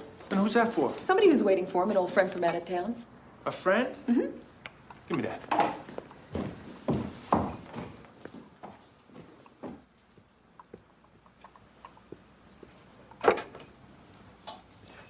Okay, pal, take a hike. Until I talk to Sabatini. What for? You already been through his desk, haven't you? Now, what makes you think I'd do a thing like that? Get lost before I have you hauled in for trespass. Yeah. Andiamo. Right. Exactly. On Wednesday? Sounds wonderful. I think we can do that. Great. Thank you very much. He said I'd probably have better luck finding Marco at that place he usually hangs out at. Damn, I forgot the name already. Gabriella's? Gabriella's, yeah, that's it. Thanks a lot. You're welcome.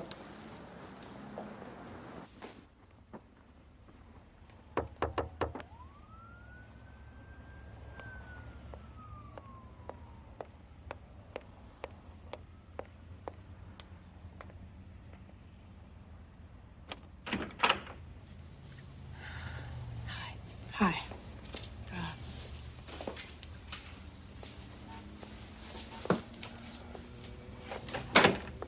I suggested we go to dinner from here so I could see where you live. It's very nice. Thank you. Of course, I've known for a long time where you live. I just never. Look, maybe this is a bad idea. You've got to let me explain. You don't want to explain. No. You want to make excuses. I want to tell you what happened. No, I know what happened. You decided that you didn't want me. That's what happened. You didn't want me, so you just left me. I was 16 years old. I didn't know what I wanted. Well, all I know, lady, is that you didn't want me. You were better off without me. How dare you even say that to me? I mean, even kids whose mothers swore at them or hit them. I mean, I envied them. I mean, at least their mother hadn't taken one look at them and then just walked away.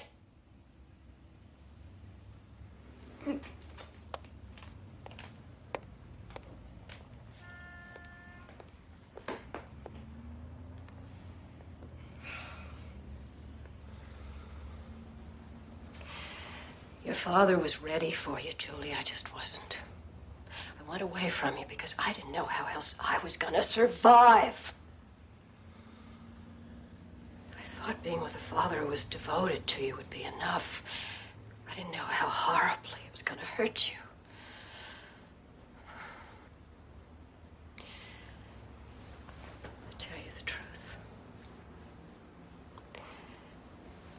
Even if I had, I wouldn't have stayed.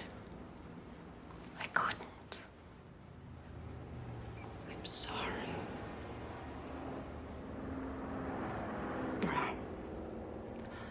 So, what do you propose we do now? I mean, are we supposed to start over? Is that it? Why don't we just start from here?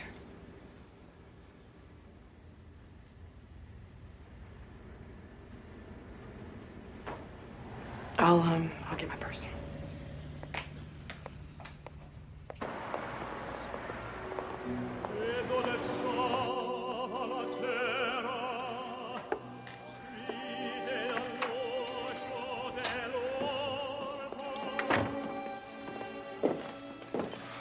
Said you found Sabatini.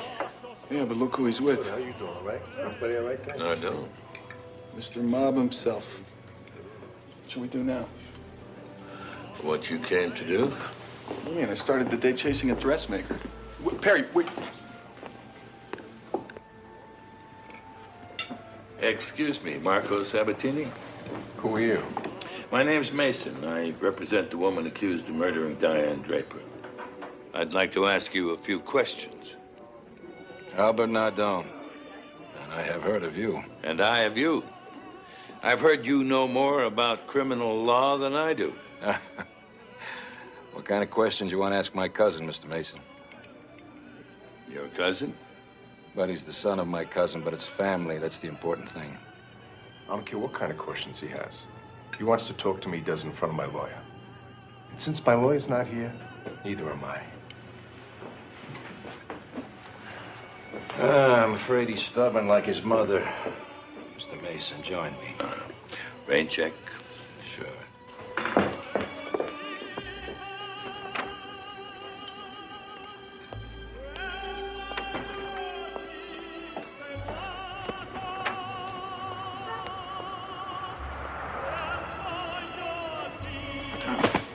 It's getting to be a bad habit, you know that? Marco! Marco!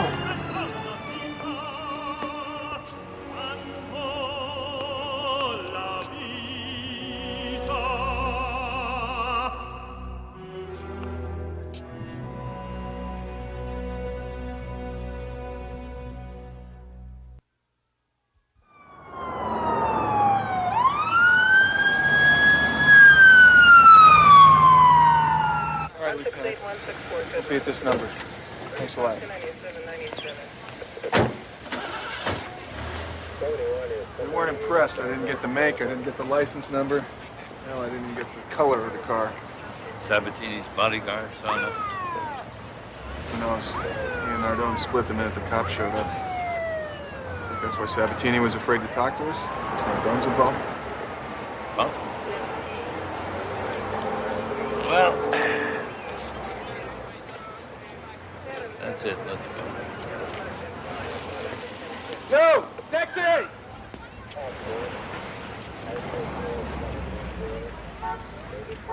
Wait a second. The car had a sticker like this on the bumper. Triborough Auto Rental. Sure?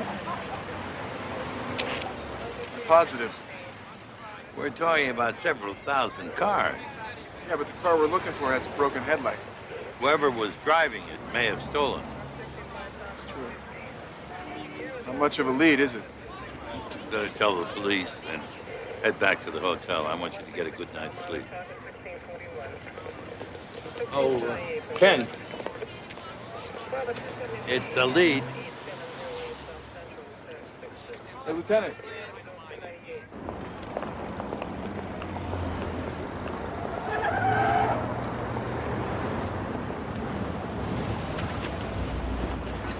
Morning. Give you a lift? Oh, thanks, I can take a cab. Come on. Why pay for a cab when you can ride in this nice limo for free? Because I don't want to take a ride in a nice limo for free. I got something right here that says you do.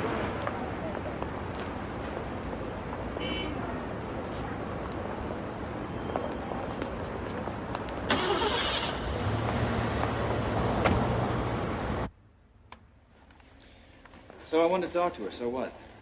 You also tried to call her that day 4 times. I repeat, so what? So what was that important? I just turned in some proof sheets. I want to know what she thought. It had nothing to do with those pictures you used to take in Newark? You lost me. Before you became a fashion photographer, you paid the bills by taking pictures for a businessman in Newark. A man who's since been jailed for the sale and distribution of pornography. Who told you that?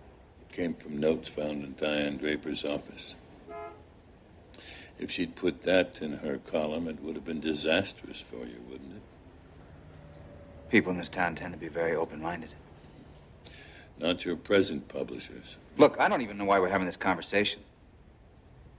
I was with somebody the night Diane was killed. I have an alibi. I was with a friend.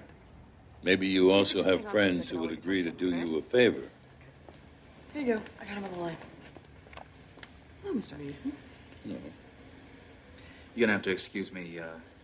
When I went to pay for breakfast this morning, I discovered I was missing a credit card. Yeah, I'd like to report a missing card. Yeah, you know, I don't know. This business or pleasure? Well, actually, it's a little bit of both. The magazine's doing the shoot, so I came over to supervise, and I really like to watch Kim work. Your dinner with your mother went well, I hear. Yes. Anyway. But we still have a long way to go. But you're talking. Yeah. Would you excuse me for a minute, please?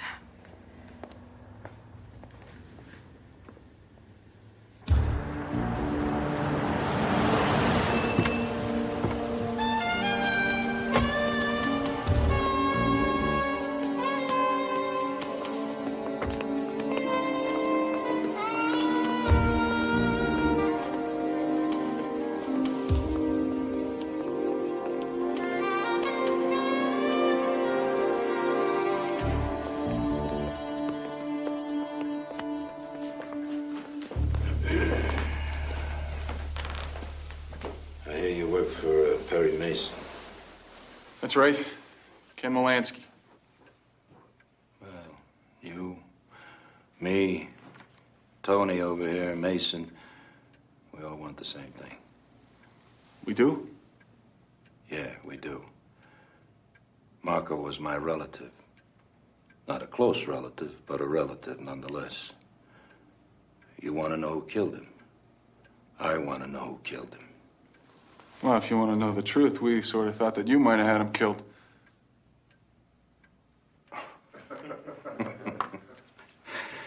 That goes to show you how much you know. Tell me something, Mr. Molansky. What do you think? Teal or the periwinkle? Excuse me? Which material? For the dress? Never mind, never mind. The teal. Teal. 2 years ago, Marco came to me on his knees. He just learned the hard way that he lacked the one thing it takes to be a good clothes designer. Talent. So I told him I'd give him enough money to get on his feet on one condition. That he let me design the dresses. He could have all the credit. He agreed, and the rest is history. You design dresses? I love doing this. I'm very good at it. But in my profession, one has to maintain a certain image, so I keep it a secret. Oh, yeah. But whoever killed Marco killed my partner, as well as my cousin, and I want to find out who that was. Marco killed Diane Draper? No. He said he didn't, and I have to assume he knew better than to lie to me. And what were you two talking about last night? Well, she knew something about him, something bad. And he was worried that someone like Mason would say it gave him a motive for killing her, so he was asking my advice. What was it she knew about him? He didn't tell me, and I didn't ask. But I want to know who killed Marco, Mr. Molansky. And since I am a little disappointed in Tony over here for letting this all happen right under his nose, that Tony's gonna make up for it by helping you find the killer. Isn't that right, Tony? Yes, sir. Oh, now, wait a second. Take them both back to the hotel. Hey, I don't work for you. You can't do this. Hey, look. All right, I'll watch.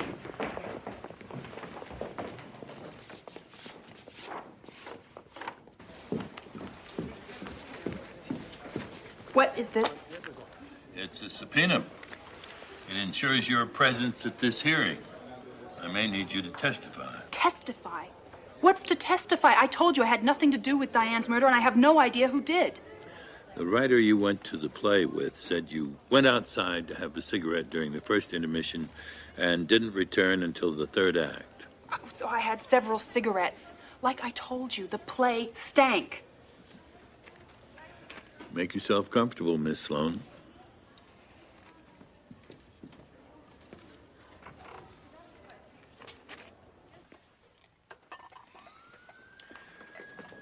Lieutenant, where did you find this jar? It was lying a few feet from the victim's body. Because of the presence of blood and tissue, it was believed to be the murder weapon. In fact, Your Honor, this jar has been stipulated by counsel to be the murder weapon. And did you then have the jar examined for fingerprints? Yes, sir. And for purposes of probable cause only, what was discovered? A fingerprint matching the defendant's right thumb was identified.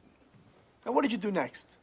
Search warrants for the defendant's office, home, and car were executed. And what was found? A gold necklace and bracelet belonging to the decedent were discovered in a desk drawer in the defendant's office. Thank you, Lieutenant. Mr. Whalen, may I? Thank you. Now, Lieutenant Brennan, did you find the defendant's fingerprints anywhere else on this candy jar? We found prints from her left hand up near the top. If a woman were to pick up a heavy jar like this to look at it, would you expect her to use one hand or two? Two. Like this. Right hand on the base, left hand near the top. Possibly. Did you find the defendant's fingerprints anywhere else in Miss Draper's apartment? They were all over the place. Door jamb, desk, chair. And were they all over the victim's jewelry as well? We didn't find any prints on the jewelry. Not even the victim's? The stuff had been wiped clean. Don't you think it's strange, Lieutenant, that the defendant would wipe all her fingerprints from that jewelry she then put into her own desk, and after doing that, not bother to remove a single print of hers from the scene of the murder? Objection. Relevancy. Mr. Mason is commencing his argument. Sustained. Withdrawn.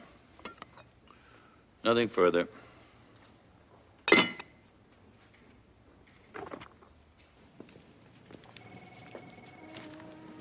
You want to look through our files? We believe one of your cars was recently involved in a hit-and-run accident during which one of its headlights was broken. What we'd really like to do is take a look at your damage reports. Sorry. You can't see a thing without a court order. Yeah, well, court orders take a lot of time, and we don't have a lot of time. Corporate policy is very strict on such matters, okay?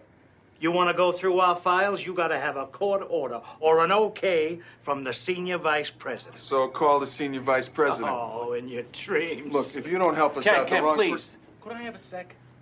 Let me introduce myself. My name is Tony Loomis. I am a dear, dear friend of Mr. Nardone. Are you aware who Mr. Nardone is?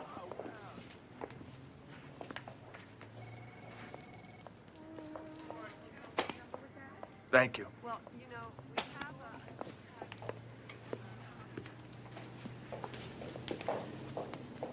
have I'll just go talk to the senior vice president on your behalf right now. Please, have a seat. Can I get you anything? You want Diet Cola? Nah, we're fine. Yeah, no, fine.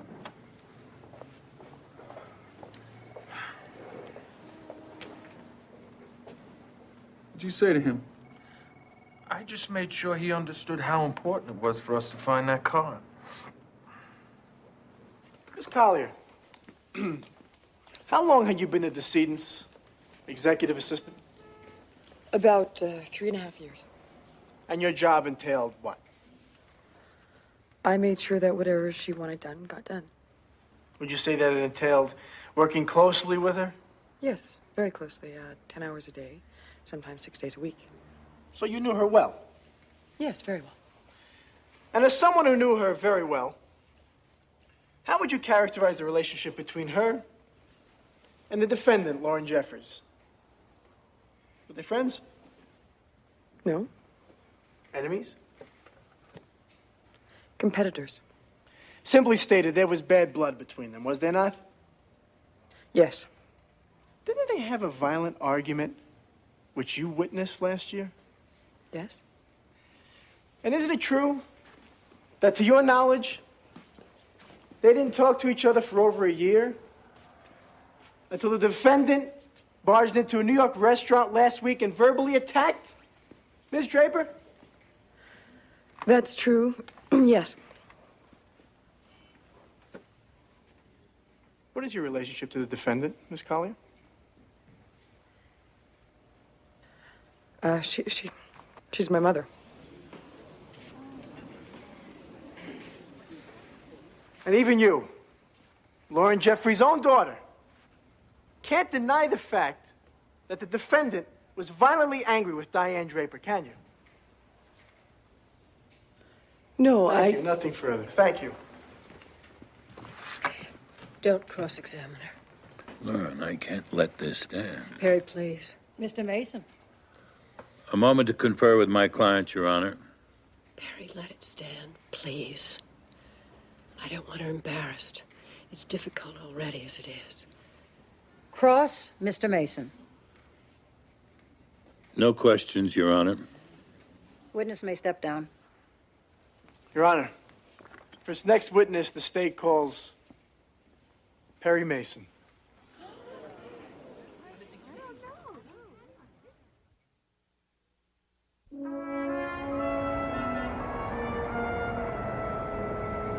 I understand that you witnessed a confrontation between the decedent and Ms. Jeffries at the La Mistral restaurant last month. I saw them discussing something. I'm not sure confrontation is the right word. The discussion was loud, wasn't it? I couldn't make out what they were saying, so no, I wouldn't say it was particularly loud. Would you say they were more agitated? Animated is the word I'd use.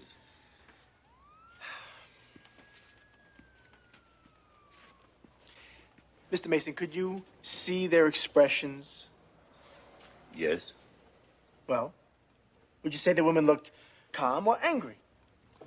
I'd say they looked earnest. You didn't answer my question. Your question was badly phrased. You're being deliberately evasive, aren't you? I'm answering your questions as best I can. You're playing semantic games with me, Mr. Mason. I'm doing no such And in doing thing. so, you're depriving this court of the truth. I am being a How responsible could you witness. behave like this, counselor? A man of your reputation. Yeah, my reputation has nothing to do with it. Gentlemen, please, stop this at once.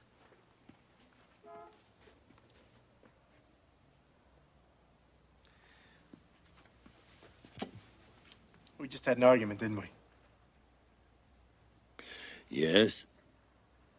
One that was every bit as acrimonious as the one Ms. Jeffries and the decedent had in that restaurant. Isn't that correct, Mr. Mason?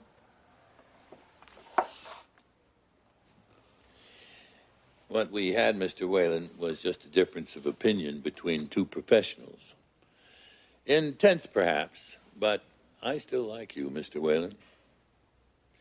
Just because two people have an argument doesn't mean they harbor ill feelings toward each other. Doesn't mean they're going to go to war. If no further questions. You may step down, Mr. Mason. That's it, they're jerking us around. This guy's history, and so's his boss. Oh, sit down. Don't you ever get tired of talking like a two-bit hood? Hey, the way I talk gets results, and that's what life's about, college boy, getting results. So just shut your face and let me handle this. Sorry to keep you waiting. Gentlemen, this is Deborah Richards, Senior Vice President of Triborough Auto Rental. Hi. Gerald here told me you want to go through our damage reports. I'm afraid that's out of the question. Wait, listen, ma'am. I'm sorry. Corporate policy forbids it. I'd like to help you, but I just can't. No. Obviously, you Tony, Miss Richards, could we talk privately for a moment? You have to excuse my friend. Sometimes he gets a little temperamental. You know, I was thinking...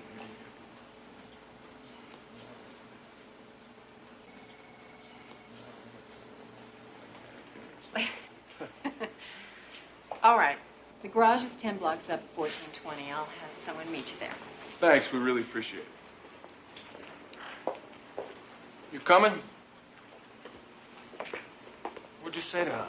Oh, I just told her how important it was that we find that car. Results, Tony. That's what life's about.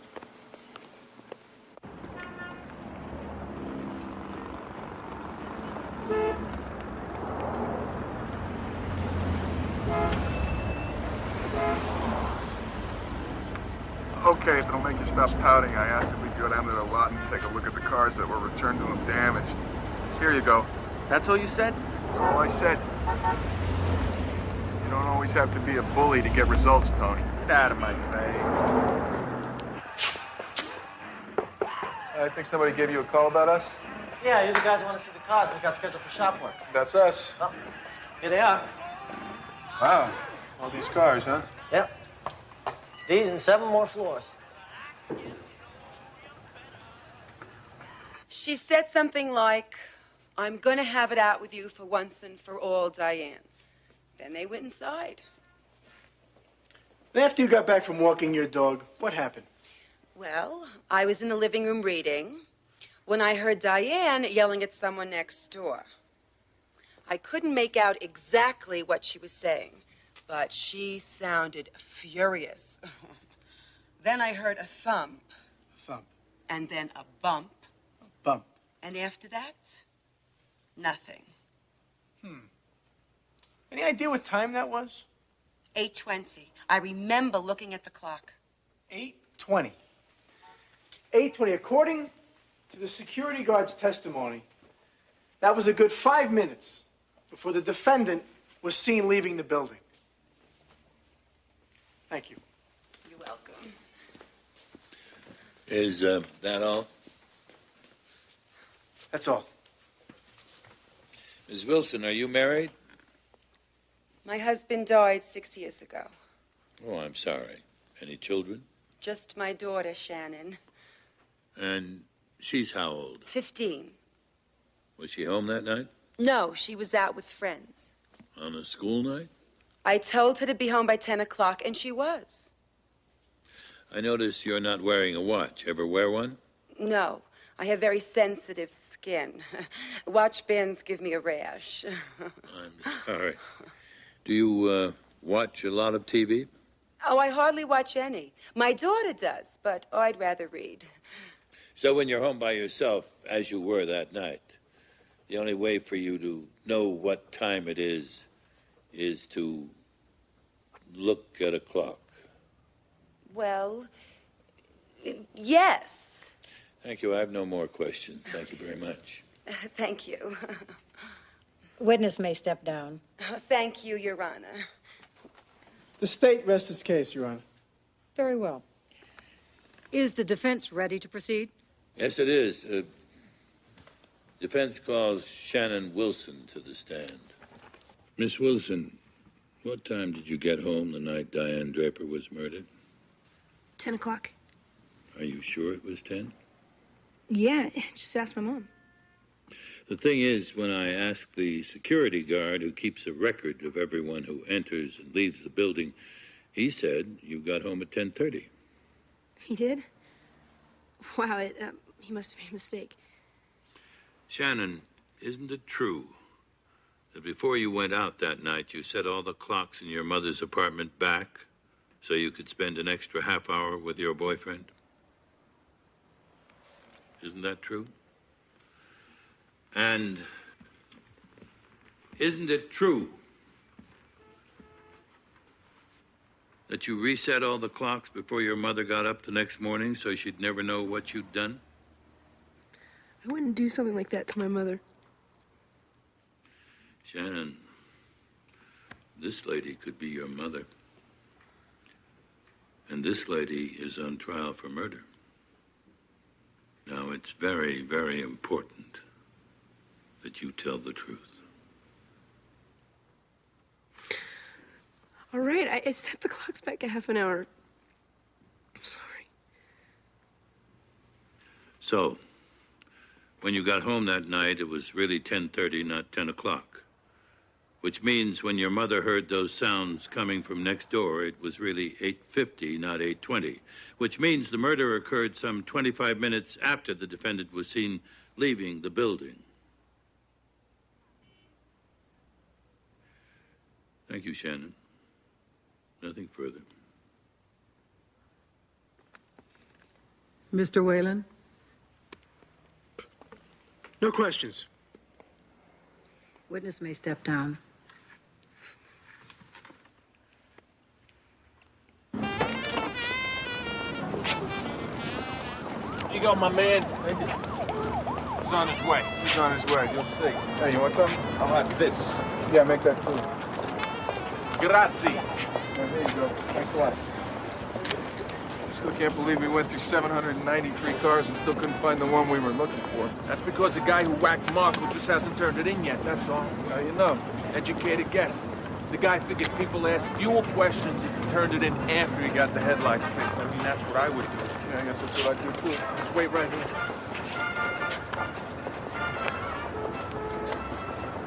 Just out of curiosity, how'd you end up working for a guy like Albert Nardone?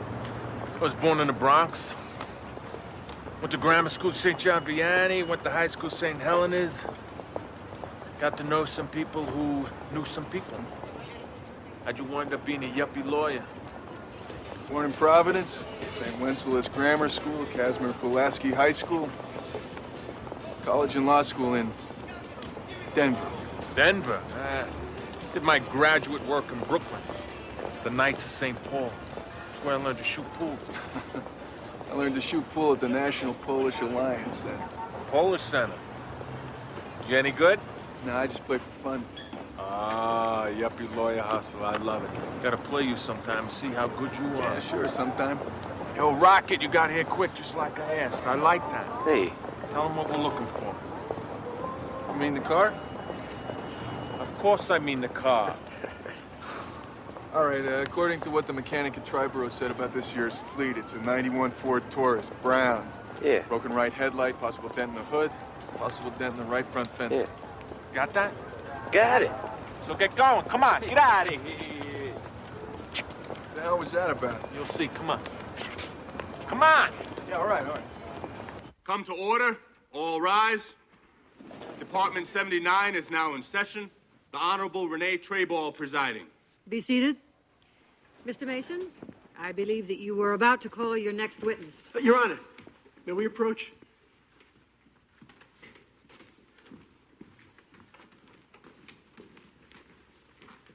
Your Honor, a witness has come forward whose testimony is extremely relevant to this case. The state moves to reopen his case in chief so that she may be called without delay. Now, in anticipation of defense counsel's objections, I can cite at least 3 cases where similar motions were granted. I have no objections, Mr. Whalen. You don't? No, I don't. Oh. In fact, you can put her on the stand right now. Really? Really. I just ask that when you're through, I be granted a recess so I can prepare a competent cross-examination. Mr. Whalen? Great. Very well. Granted. Mrs. Cooper, how are you? Good. How's the neighborhood? Nice. I understand the window of your kitchen affords you an unobstructed view of the entrance to the garage of the decedent's apartment building. Is that correct? That's right, uh-huh. Please tell the court what you saw the night Diane Draper was murdered. Well, when I went in the kitchen around 8:45 to get a snack, I noticed someone standing outside on the sidewalk by the garage like they were waiting for someone. I didn't think anything of it, of course. But on my way out of the kitchen, I saw that a car had just come out of the garage, and as the door started coming down after it, this lady all of a sudden ducks underneath it and goes inside. You saw her enter the apartment building via the garage? That's right, uh-huh. What makes you so sure it was 8:45? I was watching TV. My favorite sitcoms were on that night. I got up during the commercial, so it must have been about 1:45. Is the person you saw that night here in this courtroom today? Uh-huh. That's her over there. Let the record show that the witness pointed without hesitation to the defendant, Lauren Jeffries.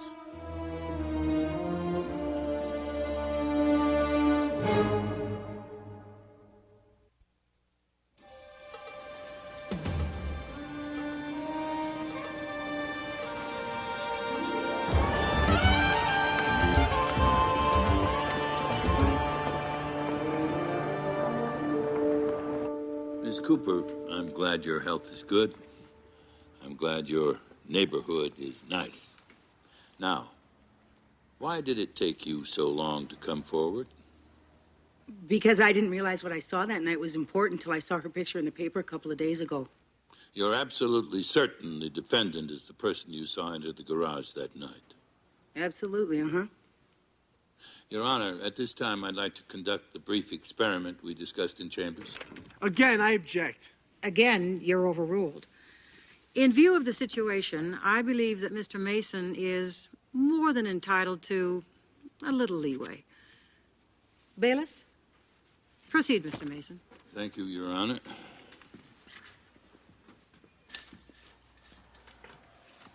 Now, Ms. Cooper, would you say the distance from where you are sitting to the back of the courtroom is greater or less than the distance from your kitchen window to the sidewalk outside the garage?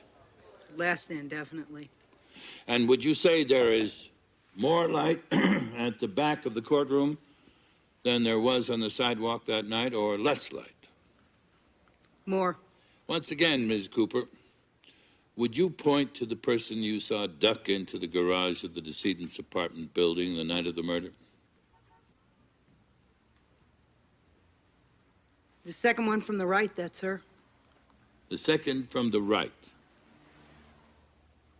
Let the record show that the witness did not point to the defendant, but I do think I know why you thought you were pointing to her, Mrs. Cooper. Now, Ms. Cooper, I handed you a newspaper when you took the stand. Would you please open it to the front page? Now, that's the newspaper article and picture you mentioned you saw a couple of days ago, was it not? Yes.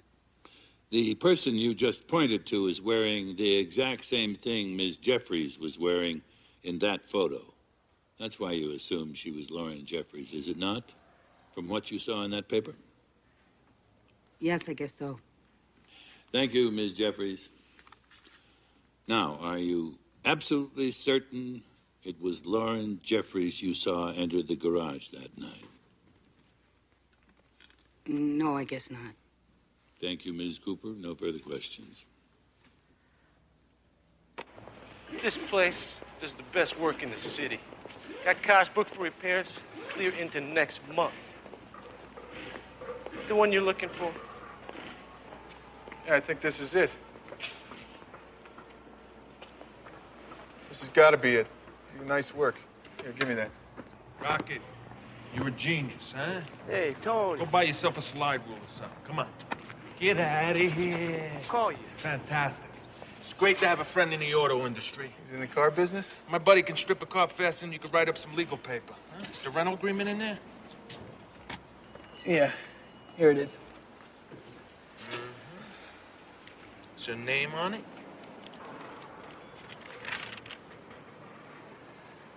Yep. JFK, make it fast. Hi, Kim. My name's Ken Molansky. I work with Perry Mason. This is my friend Tony Loomis. Could we talk to you for a second? Hey, Forget about JFK. hey, come on, I gotta get there. Where you going so fast? I'm on assignment. Not anymore. We found the car you used to kill Marco Sabatini. What are you talking about? This is a copy of the rental agreement. Your credit card, your signature. Look, I didn't sign this. I lost my credit card weeks ago. I don't know what you're talking well, about. my boss will want to talk to you anyway, so come on. This is where you and I part company. What the hell are you doing? What's going on? Hey, Cam, you see what I got here? Come on, Yes, Tony. sir. You can't do this. Get out! Can't do Get it. out! Come on, man. Get out of Hey, taxi!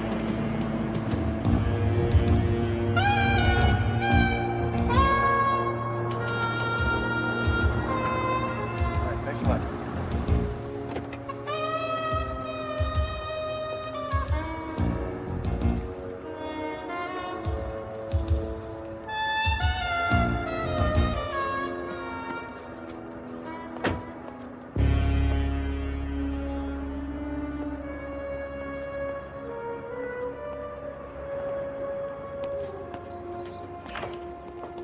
What can I do for you? I'm here to see Mr. Nardone. And your name? It's not important. What's important to me? I'll tell you what's important. I'm here to consult with Mr. Nardone on some new fabrics.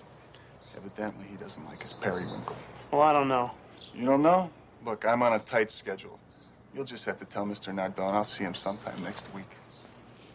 Hey, okay, just wait a minute. The dart. Come back here! He's coming with me. I'm sorry, Mr. Nardone. All right. Don't worry about it, all right, Mr. Molansky? As far as you're concerned, he took a cab to the airport. He was never seen again. He said he's coming with me. Come on, Ken, you, us, what's the difference? He's gonna get what he deserves. We don't know what he deserves, Tony. He killed my cousin. You don't know that for sure, just like we don't know for sure he killed Diane Draper, and nobody will know anything for sure if you kill him. Escort Mr. Molansky back to town. Will you, please? Yeah. Go on, get up! Said escort him, not rough him up.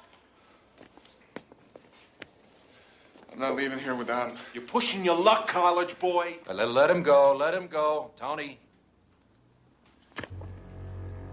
You better know what you're doing. Because I can always settle the score with him. And you, later. Come on. Let him go. All right, Tony. Where were we? You had reason to believe the decedent knew about your involvement in pornography, did you not? Yes. You were worried she was going to expose you in her next column, is that not correct? Yes. Which is why you went to her apartment that night. I never went to her apartment that night. You tried to talk her out of writing about you, and when that failed, you killed her. I couldn't have killed her. I was with someone that night. Julia Collier? Yes. Call her up here. Ask her. You were at her place. Yes. When did you get there? 7:30. And when did you leave? When she did, around 10. You were in her apartment the whole time from 7:30 till 10. Yes. Did you have dinner while you were there? Yes. What did you eat? Do you recall? We had Chinese. Where did the Chinese food come from? You went out and picked it up, did you not? You were gone from Miss Collier's apartment from 8:30 to 9:15. Is that correct? Wasn't that long. The building where Diane Draper lived is only 8 blocks from Julia Collier's and only 3 blocks from the Chinese takeout. Is that not correct? Wait a minute. You had 45 minutes. It would have been no problem at all for you to walk from Julia's to Diane's to the takeout and back again. Is that not correct? I didn't do that. I swear. Of course you didn't. Mr. Whalen. No questions, Your Honor. Witnesses excused. Court will reconvene at 10 tomorrow morning. All rise.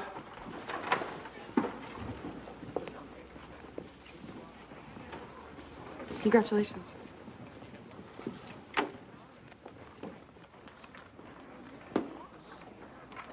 Looks like things are really looking out for him, huh?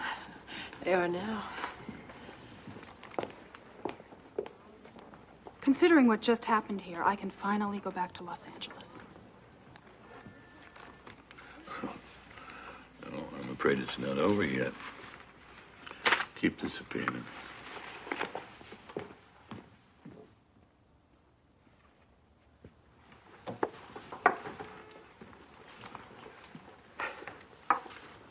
The judge said that you could leave.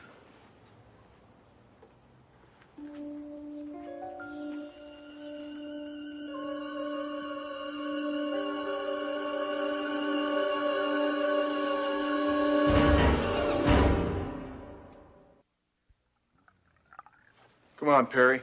So we can't actually prove that Kim Weatherly did it. Let's face it, we don't have to. After today's testimony, there's certainly a reasonable doubt that Warren killed Diane Draper. All right, you tell me. What is the judge going to do? I don't want to move for a dismissal until we have this case nailed down. Well, I've been through Kim's file 1,000 times. We don't have any more on him. Maybe the answer isn't Kim. Kim isn't the killer? The killer typed a column which implicated Lauren, sent it to the computer at the magazine, stole and probably destroyed the disc which contained the original column. Now, is that correct? So? Remember the Cold War? We discovered we could tell what the Russians were up to because they accused us of doing whatever it was they were doing. You think the killer wrote a column accusing Lauren of taking bribes because he was taking bribes? He or she, yes. It's an interesting theory. You know, this may sound silly, but I heard that Diane had a very big fight with Pietro Arnatti, and she swore she'd never advertise or wear his line again. Is that right, Lauren? As far as I know. Look at these photos. When she was murdered, she was wearing an Arnatti scarf. Was she wearing that scarf when you went to see her that night? I really don't remember. Well, try. I'm sorry. I don't remember. It's late. I'll see you all tomorrow. Thank you very much. Good night, Lauren.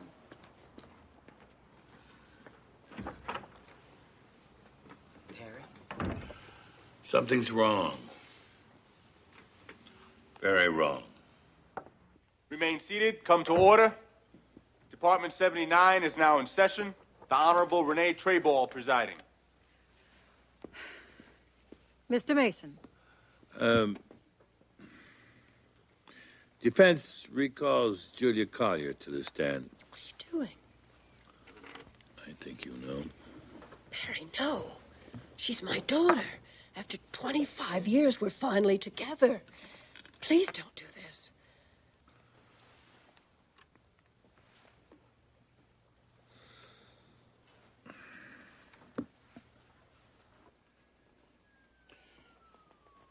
You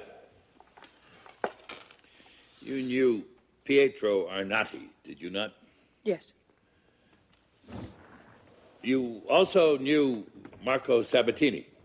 Yes. Would you tell the court, please, who he was? He was a clothing designer based here in New York. Mr. Sabatini was recently killed in a hit-and-run car accident, was he not? Yes. Miss Collier, my associate, Mr. Melansky, is showing you bank records, which we will mark Defense Exhibit D. Those records show your deposits for the past year. You recognize them? Yes, these are my records. Now, he is also showing you bank records, which we will mark Defense Exhibit E. Those records contain all of the withdrawals from the account of Marco Sabatini for the past year.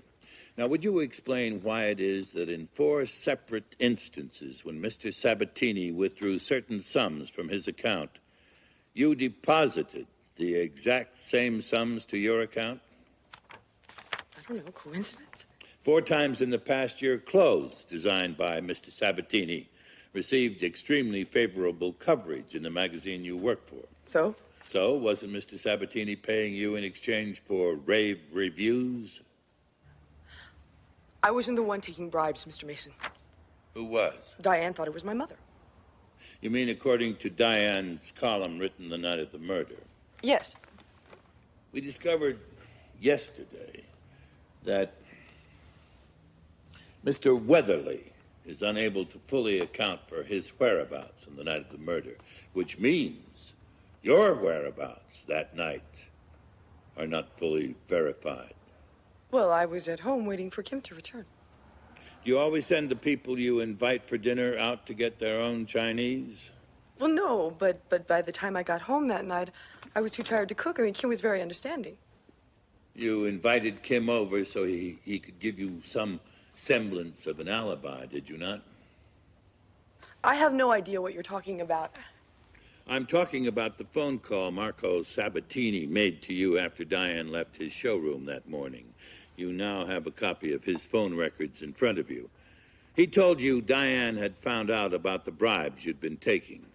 He told you she planned to expose the 2 of you in her column. So you invited Kim over, sent him out for Chinese food, then left the apartment shortly after he did and went over to Diane. No, I did not. You went through her garage and went up to her apartment. You tried to talk her out of exposing you. When she refused, You simply killed her. No, no. Then you sat down at her computer and transmitted a column that you had written.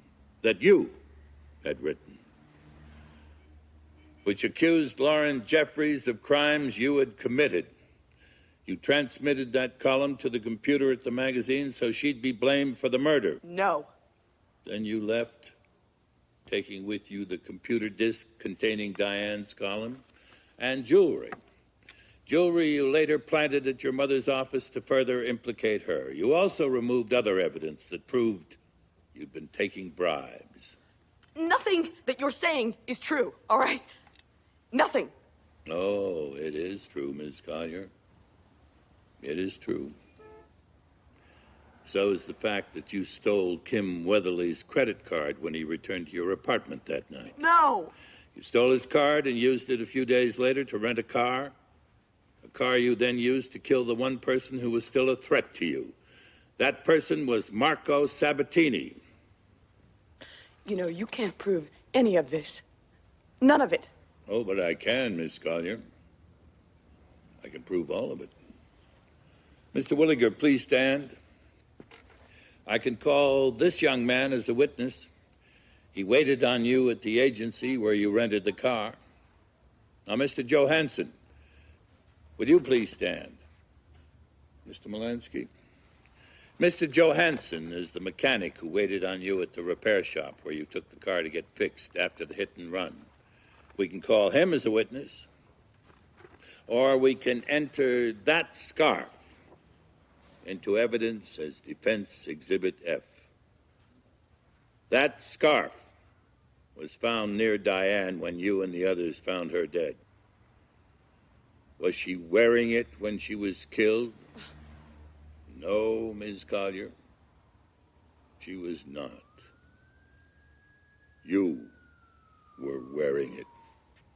When you killed her, you got blood all over it.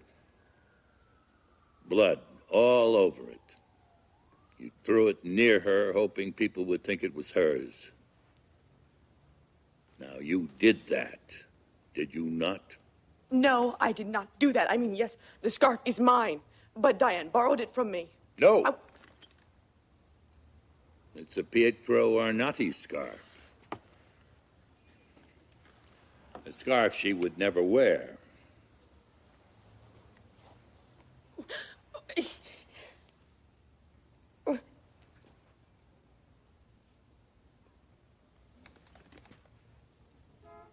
Oh, well, you must be very happy now, hmm? This time you'll be rid of me for good, won't you? Your mother suspected you all along. Diane told her about you and Marco. But she said nothing to me, nothing. She always tried to protect you. Always. Yet you were willing to shut her away for life. Why? Because I hate her. I hated her when I was 5. I hated her when I was 25. And I hate her now.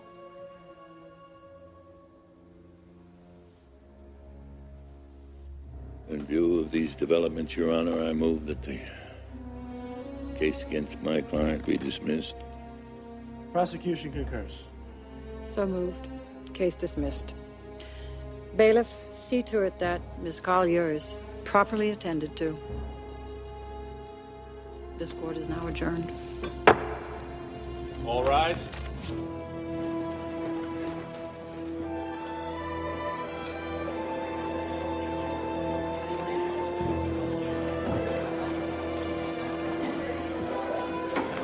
Julia?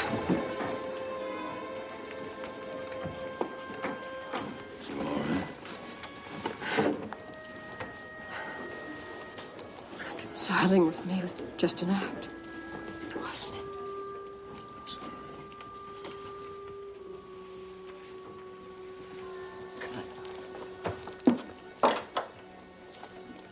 Mr. Mason, I look forward to the next time. Well, for what it's worth, this time wasn't easy. Wasn't? How old are you, Mr. Whalen? I'm 29. Why? I wish I'd been as competent as you when I was your age. Thank you. Can I buy you dinner tonight? Oh, give me a rain check, will you? No, I have a better idea. The next time we oppose each other and you win, I'll buy you dinner. Thank you. I think. Hey, Mr. Molansky. Your boss, he does nice work. Oh, thanks. I'll pass that along. Mr. Molansky, you saved me from making a big mistake. I owe you. Oh, no, you don't. Yes, I do. Hey, there's got to be something Miss Nardone could do for you.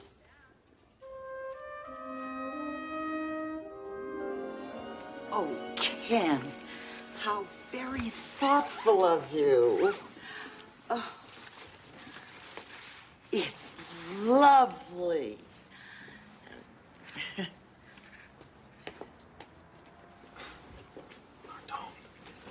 Taking it was the only way I could get him off my back. Guess I shouldn't tell her it's a gangster original, huh? What's wrong? Oh, Ken, it's so sweet of you, but and it's a gorgeous dress, but it's just not my style. Oh, sure it is. No, Ken, I won't have you spending a lot of money for something that I'll never wear. I want you to return it. Return it? Well, that's no problem, is it?